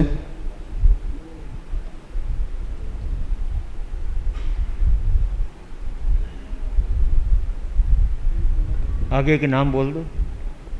गन्ना परिवार से हितेश जी गन्ना भी साथ में आ जाए। स्वागत की कड़ी में पहले श्रीमान उत्तम चंद जी साहब बोहरा जयपुर, उनके साथ श्रीमान पुखराज जी साहब बोहरा, वो भी जयपुर से बता रहे हैं। आप भी आगे बता जाए। श्रीमान पुखराज जी साहब बोहरा, श्रीमान ताराचंद जी साहब बोहरा मुंबई से, तीनों एक साथ अतिथियों को मैं कहूँगा आप साथ में बता जाए। श्रीमान उत्तम चंद जी साहब बोहरा, श्री पुखराज जी साहब बोहरा एवं श्री ताराचंद जी साहब बोहरा। बोहरा परिवार पिछले 25 साल से पर्युषण पर्व की आराधना संतों के सानिध्य में ही करते हैं और पूरे परिवार के साथ आते हैं। इस बार सभी पूरा परिवार नहीं आ सका, लेकिन तीनों भाई आज जो हैं अपने पूरे इनके स्वयं के परिवार के साथ आए हैं। बाकी इनके अंकल जी और भी सदस्य साथ में आते हैं और बड़ी संख्या के अंदर बोहरा परिवार पर्युषण पर्व की भव्य आराधना करके अपनी आत्मा को परमात्मा के संदेशों से जोड़ने का कार्य करता है। स्वागत की इसी कड़ी में हमारी आज धर्म सभा है श्रीमान शांतिलाल जी सा गांधी सोलापुर से, श्रीमान शांतिलाल जी सा गांधी सोलापुर। ताराचंद करो। श्रीमान भवनलाल जी सा गांधी गोवड़िया से, श्रीमान भवनलाल जी सा गांधी गोवड़िया से, वो भी आगे बढ़ा जाए।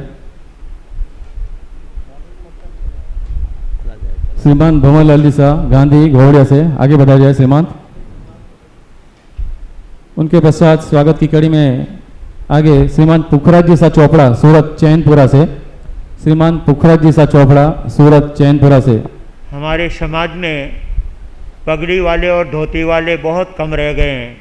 आज बहुत लंबे समय के बाद में पगड़ी वाले बादशाह देखने को मिले हैं। गांधी परिवार सचमुच में बहुत समर्पित गुरु भक्त परिवार है और आज पूरे परिवार के साथ बादशाह यहाँ गुरु दर्शन और पर्युषण पर्व की आराधना के लिए आए हैं।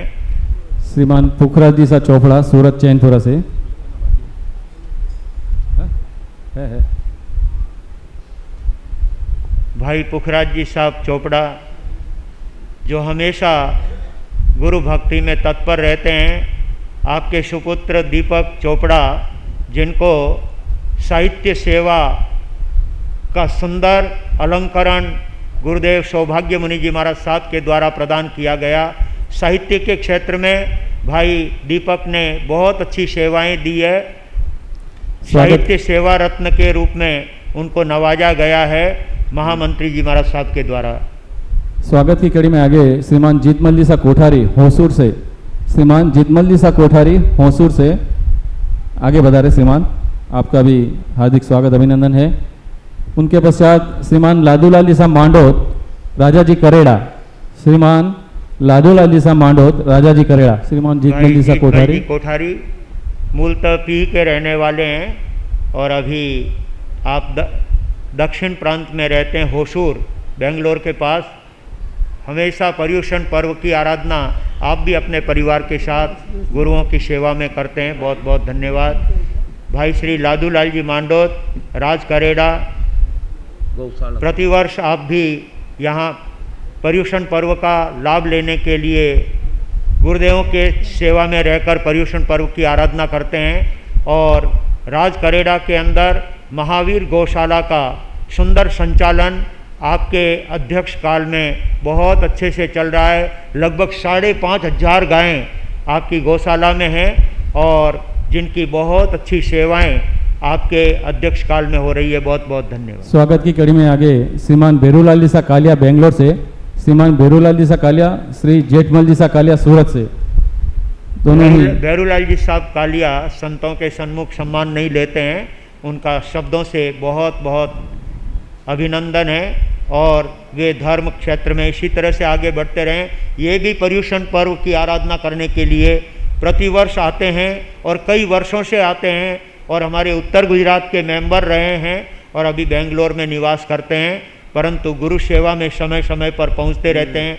पिछले साल गुरुदेव अंबालाल जी महाराज साहब की जन्म जयंती का आयोजन अपने गांव चिलेसर में पूरे भाई बहनों के उपस्थिति के अंदर और पूरे चिलेसर के लोग जहाँ जहाँ भी निवास करते हैं सब जगह से आकर के गुरुदेव अंबालाल जी महाराज साहब की जन्म जयंती का बहुत बढ़िया और अद्भुत लाभ चिलेश्वर वालों ने और विशेष करके भाई भैरूलाल जी कालिया, गंगाराम जी साहब कालिया और पूरा कालिया परिवार, जिन्होंने बहुत सद्भावनाओं के साथ गुरुदेव का जन्म दिवस मनाया। बहुत बहुत धन्यवाद। स्वागत की कड़ी में आगे श्रीमान भंवर ललिसा गांधी भटार से, श्रीमान भंवर ललिसा गांधी भटार से, और वो हमारे नेमीचंद जी गांधी के पिताजी हैं। ओके। श्रीमान नंदलाल जी सा मोटावत सालेरा से, श्रीमान नंदलाल जी सा मोटावत सालेरा के बहुत अच्छे हमारे भाई श्री भंवरलाल जी पिछोलिया के गांव के, और इन्होंने भी बहुत अच्छी सेवाएं दी है। मोटावत परिवार यद्यपि तेरापंथ परिवार है, लेकिन उनकी भक्ति और उनकी आस्था बहुत ही अच्छी है। पूरे गांव में 2-3 परिवार ही रहते हैं, लेकिन सब ने मिलकर के बहुत अच्छा सेवा का लाभ लिया। बहुत बहुत धन्यवाद। श्रीमान पुखराज जी सा सुरेश चंद जी सा चोपड़ा मुकुंदा, उनकी तरफ से 1100 रुपये की राशि श्री संघ को प्राप्त हो रही है, और श्रीमान लादूला जी सा मांडोत, उनकी तरफ से भी 1100 रुपये की राशि श्री संघ को प्राप्त हो रही है। आपका बहुत बहुत धन्यवाद। स्वागत की कड़ी में आगे श्रीमान संजय भाई देरासरिया कड़ोदरा से, श्रीमान संजय भाई देरासरिया कड़ोदरा से, हाँ, श्रीमान संजय भाई देरासरिया उपस्थित हैं। हाँ, आगे बढ़ा जाए श्रीमान। आपका कामरेसी संघ में बहुत बहुत हार्दिक स्वागत अभिनंदन है। आज हमारे यहाँ पर गुरुदेव श्रीमान भंवर जी सा पिछोलिया साठंबा, उन्होंने तेला की तपस्या यहीं हमने संघ में ही करी है, 24 तपस्या। हाँ, श्रीमान भंवर जी सा पिछोलिया साठंबा से उनके तेला की तपस्या के मतलब में सम्मान करना है। तो मैं कालिया की तरफ से यहाँ तेला तप करने वाले और उससे बड़ी तपस्या करने वालों का सम्मान संघ द्वारा भी होता है। और भाई श्री जगदीश जी कालिया, जिन्होंने तेला और तेले से ऊपर 14 तक की तपस्या का अनुमोदन का लाभ भाई जगदीश जी कालिया ने लिया है, उनकी तरफ से भी भंवरलाल जी साहब पिछोलिया का सम्मान होगा। भंवरलाल जी साहब पिछोलिया आगे आएँ, बहुत अच्छे तपस्वी श्रावक हैं और धर्मनिष्ठ श्रावक हैं। आओ आओ। गन्ना परिवार साल व खेत से सम्मान करेंगे, उसके पश्चात कालिया परिवार रजत मित्रा के साथ सम्मान करेंगे। भंवरलाल जी साहब का आपके चिलेश्वर वालों की तरफ से सम्मान है जी। आओ, उनका अनुमोदन तो स्वीकार करो। आओ आगे आओ, आओ भंवरलाल जी आओ। बहुत अच्छे तपस्वी श्रावक हैं। शरीर इतना साथ नहीं देता है, लेकिन आपका मन हमेशा तप करने के लिए सदा तत्पर रहता है। आपने चौविहार तेला करके अपनी आत्मा का तो गौरव बढ़ाया ही है, लेकिन इस कामरेज चातुर्मास में आपने तप अनुष्ठान करके बहुत भक्ति प्रदर्शित की है। आपका संघ के द्वारा सम्मान और भाई जगदीश जी कालिया के द्वारा भी इनका हार्दिक सम्मान रजत मुद्रा के द्वारा भाई श्री भंवरलाल जी साहब पिछोलिया को रजत मुद्रा से उनको सम्मानित कर रहे हैं जगदीश जी कालिया। धर्म प्रेमी बंधुओं, आज पर्यूषण का दूसरा दिन है। देखते ही देखते यह दिन समय निकल रहा है। कामरेज संघ की ओर से मैं सभी को निवेदन करता हूँ, इस पर्यूषण पर्व में अधिक से अधिक गुरुदेव के चरणों में धर्म साधना आराधना करने के भाव रखें। और पर्यूषण पर्व में मैं बधाई देते हुए कहना चाहूँगा, पर्वाधिराज पर्यूषण ने जगाई नवचेतना, पर्वाधिराज पर्यूषण ने जगाई नवचेतना। धर्म के बिना पशु समान है जीना। जीवन के कण कण में धर्म बस जाए, जीवन के कण कण में धर्म बस जाए। वीर प्रभु के चरणों में करते यही प्रार्थना, वीर प्रभु के चरणों में करते यही प्रार्थना। आप सभी पर्यूषण पर्व के दरमियान अपने पाप कर्मों की निर्जा करते हुए अधिक से अधिक गुरुदेव के सानिध्य में धर्म का लाभ लेवे, यही हमारी अपेक्षा है। आगे आज की धर्म सभा में उपस्थित बाहर से एवं आसपास के क्षेत्र से पधारे हुए सभी अतिथि महानुभावों को मैं करबद्ध निवेदन करता हूं, महावीर भवन पर गौतम प्रसादी की व्यवस्था रखी गई है। आप सभी गौतम प्रसादी का लाभ लेकर श्री संघ कामरेज को अनुग्रहित करें। गुरुदेव मेरी भतीजी दिशा ने जो तपस्या, मतलब उसके मन में भाव तो आगे बढ़ने के बहुत थे, शरीर की अस्वस्थता के अनुसार उन्होंने आज 11 की तपस्या का पालना किया और किसी प्रकार का कोई आरम शर्म न रखते हुए उन्होंने जो दूसरे तपस्वियों को प्रेरणा प्रदान की है और इस तरह से उसने जो पालना किया है वो बहुत ही अनुमोदनीय है। मैं उसकी अनुमोदना श्री संघ की ओर से खूब खूब अनुमोदना करता हूँ। मैंने गीति का तो गुरु और पर्यूषण पर्व की विधियाँ तैयार की थी, फिर भी आपने आज पर्यूषण पर्व में ऑलरेडी 2-2 गीति का कर दी है। टाइम का ध्यान रखते हुए मैं यह अवसर आगे प्राप्त कर लूँगा। स्थान का कार्य अपनी देखरेख में करते हुए लगभग जहाँ पर 125 कमरों की वह संस्थान अपने आप में पूरे मेवाड़ के लिए और पूरे मदारिया संघ के लिए परिवारों के लिए उन्होंने इतनी सुंदर व्यवस्था वहाँ पर की है, जहाँ साधु साध्वी भगवंत भी विराजते हैं। और इस समय जयमाला जी महासती जी का वहीं पर चातुर्मास चल रहा है और उनके भी तप अनुष्ठान चल रहा है। भाई श्री रतनलाल जी की देखरेख के अंदर जय आनंद संस्थान बहुत ऊंचाइयों को छूता हुआ पूरे मेवाड़ के लिए एक अद्भुत सेवा का केंद्र है, जहां पर सभी परिवारों को अवसर दिया जाता है और कोई भी परिवार वहां पर उपस्थित होकर के अपने सामाजिक अनुष्ठान करना चाहते हो, सामाजिक कार्यक्रम करना चाहते हो, उसके लिए वो संस्थान सभी के लिए सेवा के क्षेत्र में तत्पर है। भाई रतनलाल जी मारू बहुत भावनाओं से उस संस्थान से जुड़े हुए हैं और अभी महामंत्री पद पर अपनी सेवाएं दे रहे हैं। बहुत बहुत धन्यवाद। पिछले साल भीम चातुर्मास में आपके परिवार की बहुत सेवाएं रही है। अनेक आपके परिवार के सदस्यों ने तप अनुष्ठान करके चातुर्मास का लाभ लिया और बाकी सेवा के क्षेत्र में तो आप कभी पीछे रहते ही नहीं है। भाई रतनलाल जी साहब ने आज यहाँ पर भी सेवा का लाभ लेकर के और पूरे चातुर्मास में जहाँ जहाँ ये पंडाल बने हुए हैं उन सभी का मार्गदर्शन आपकी तरफ से और बंटी भाई जिनके देखरेख के अंदर वो संस्थान चल रहा है, उस संस्थान के द्वारा ही ये सारे जितने भी यहाँ पर मंच आदि बनाए जाते हैं और भी जो कार्यक्रम होता है उसमें मुख्य रूप से रतनलाल जी साहब का और बंटी भाई का बहुत अच्छा सहयोग है, पूरे संघ को सहयोग है। बहुत बहुत धन्यवाद। आज इस मंच के माध्यम से भी मैं रतनलाल लीसा मारू का धन्यवाद ज्ञापित करना चाहूँगा कि हमारे इस चातुर्मास में उन्होंने हमें एक मार्गदर्शक के रूप में हमारी बहुत ही सहायता की है। उसके लिए भी मैं इसी संघ की ओर से श्रीमान रतनलाल लीसा मारू का बहुत बहुत धन्यवाद ज्ञापित करता हूँ। जय जय जिन शासन का चांद, जय जय प्यारा देखा नंद, आरती उतारे भक्ति दीप धरे, धरा गगन पुलकित प्रकृति का, कण कण तुम पर हर्षे हैं, नित नित वीक्षित नव कुसुमों का पराग तुम पर वर्षे हैं। चंदो मुलक मुलक मुलकांत सूरज, कण कण में दमकांत, आरती उतारे भक्ति दीप धरे, पाकर तुमको धन्य धरा, जिन शासन गौरवशाली है। कदम कदम पर नव वसंत है, कदम कदम दिवाली है।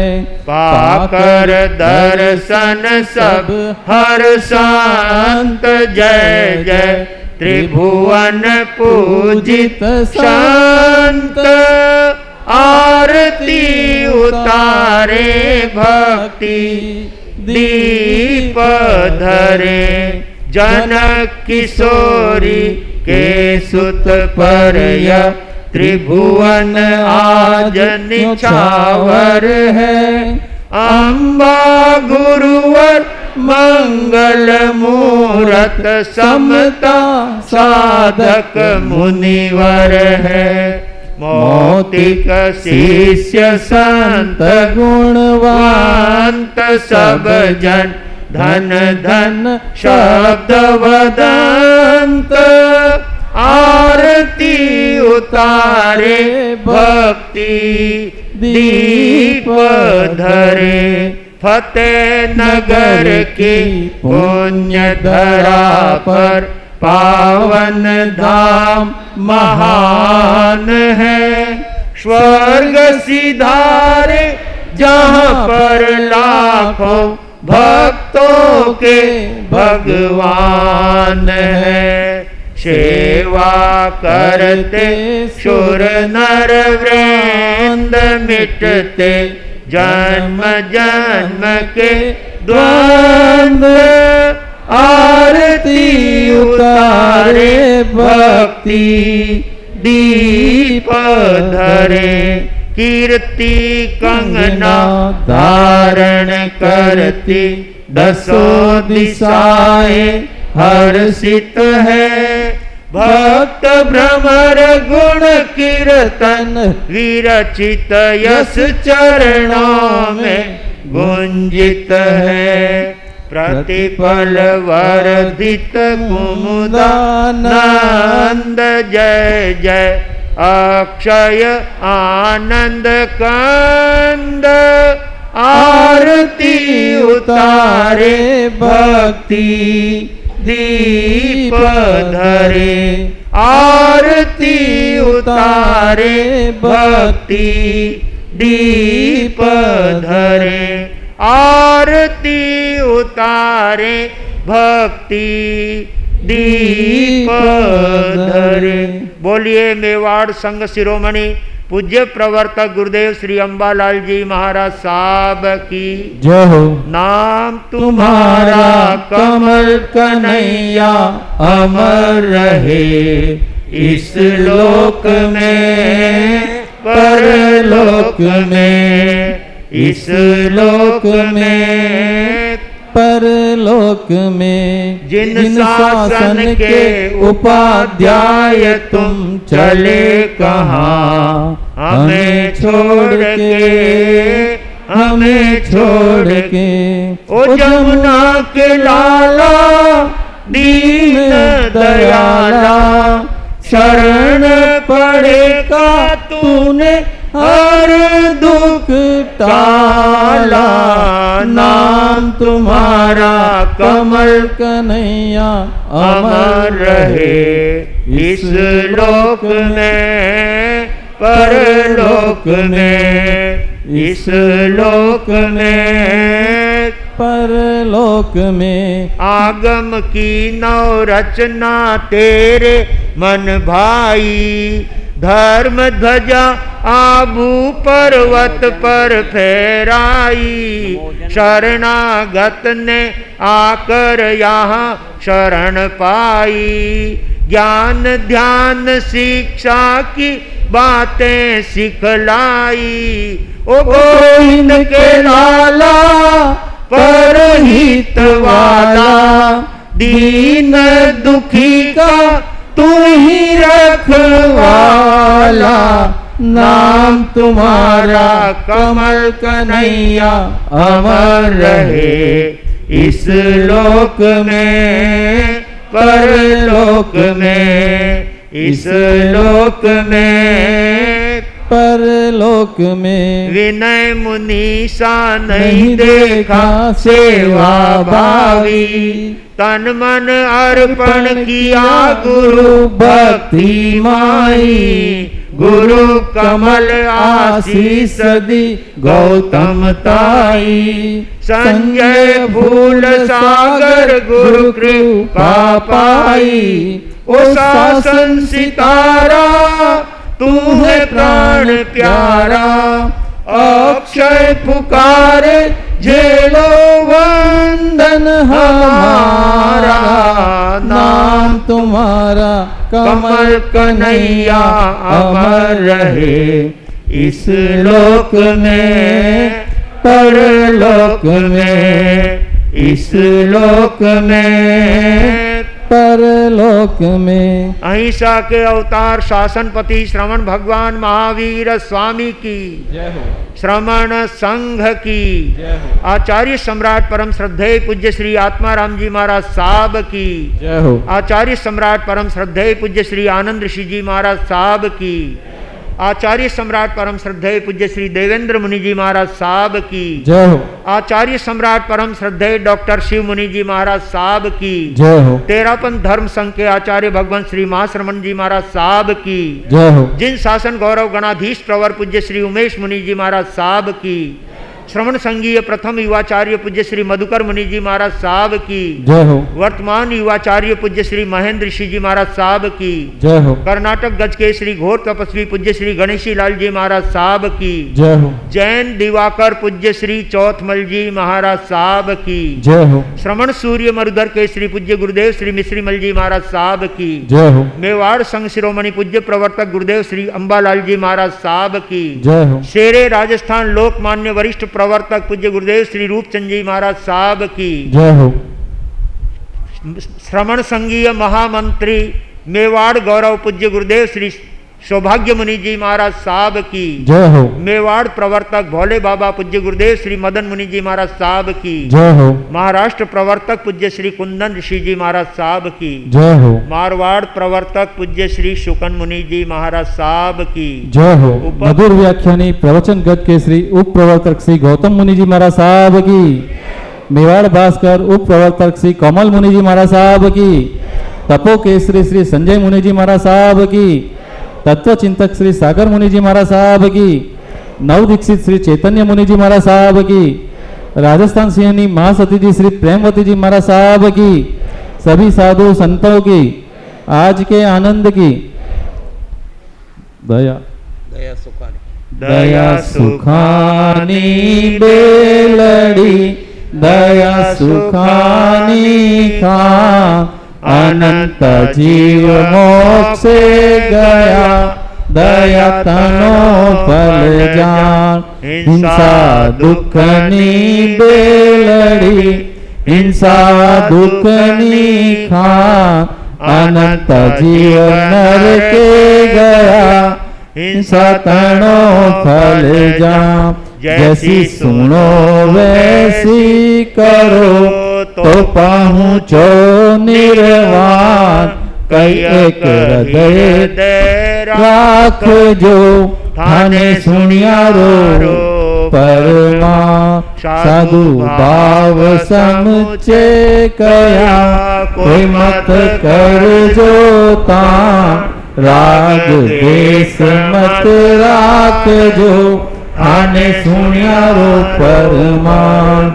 एक साथ गुरु वंदना तीखो तो आया हीनम काया हीनम करिमी वंदामि नमो सत्कारेमि संवाणेमि कल्याणं मंगलम देव्यं चेव्यं वज्वासामि मथेवना।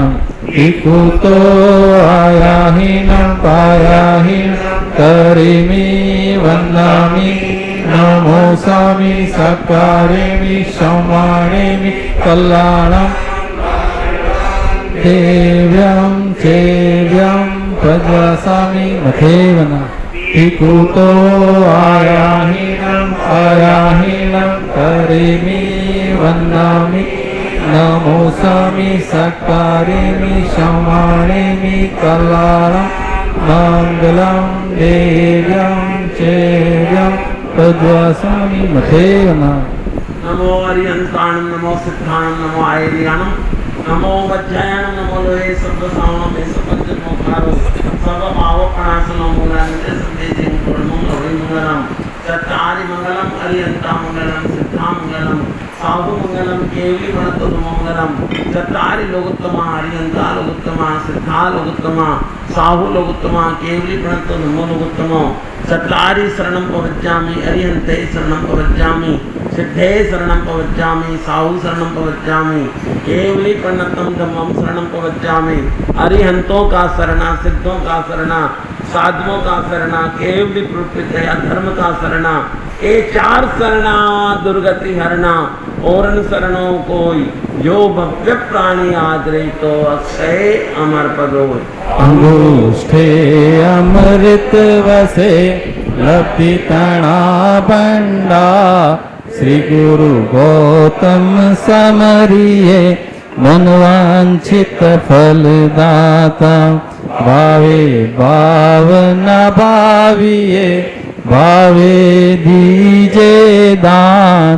भावे धर्म आराधिये भावे केवल ज्ञान। भावे पथ निर्माण। जय जिनेन्द्र।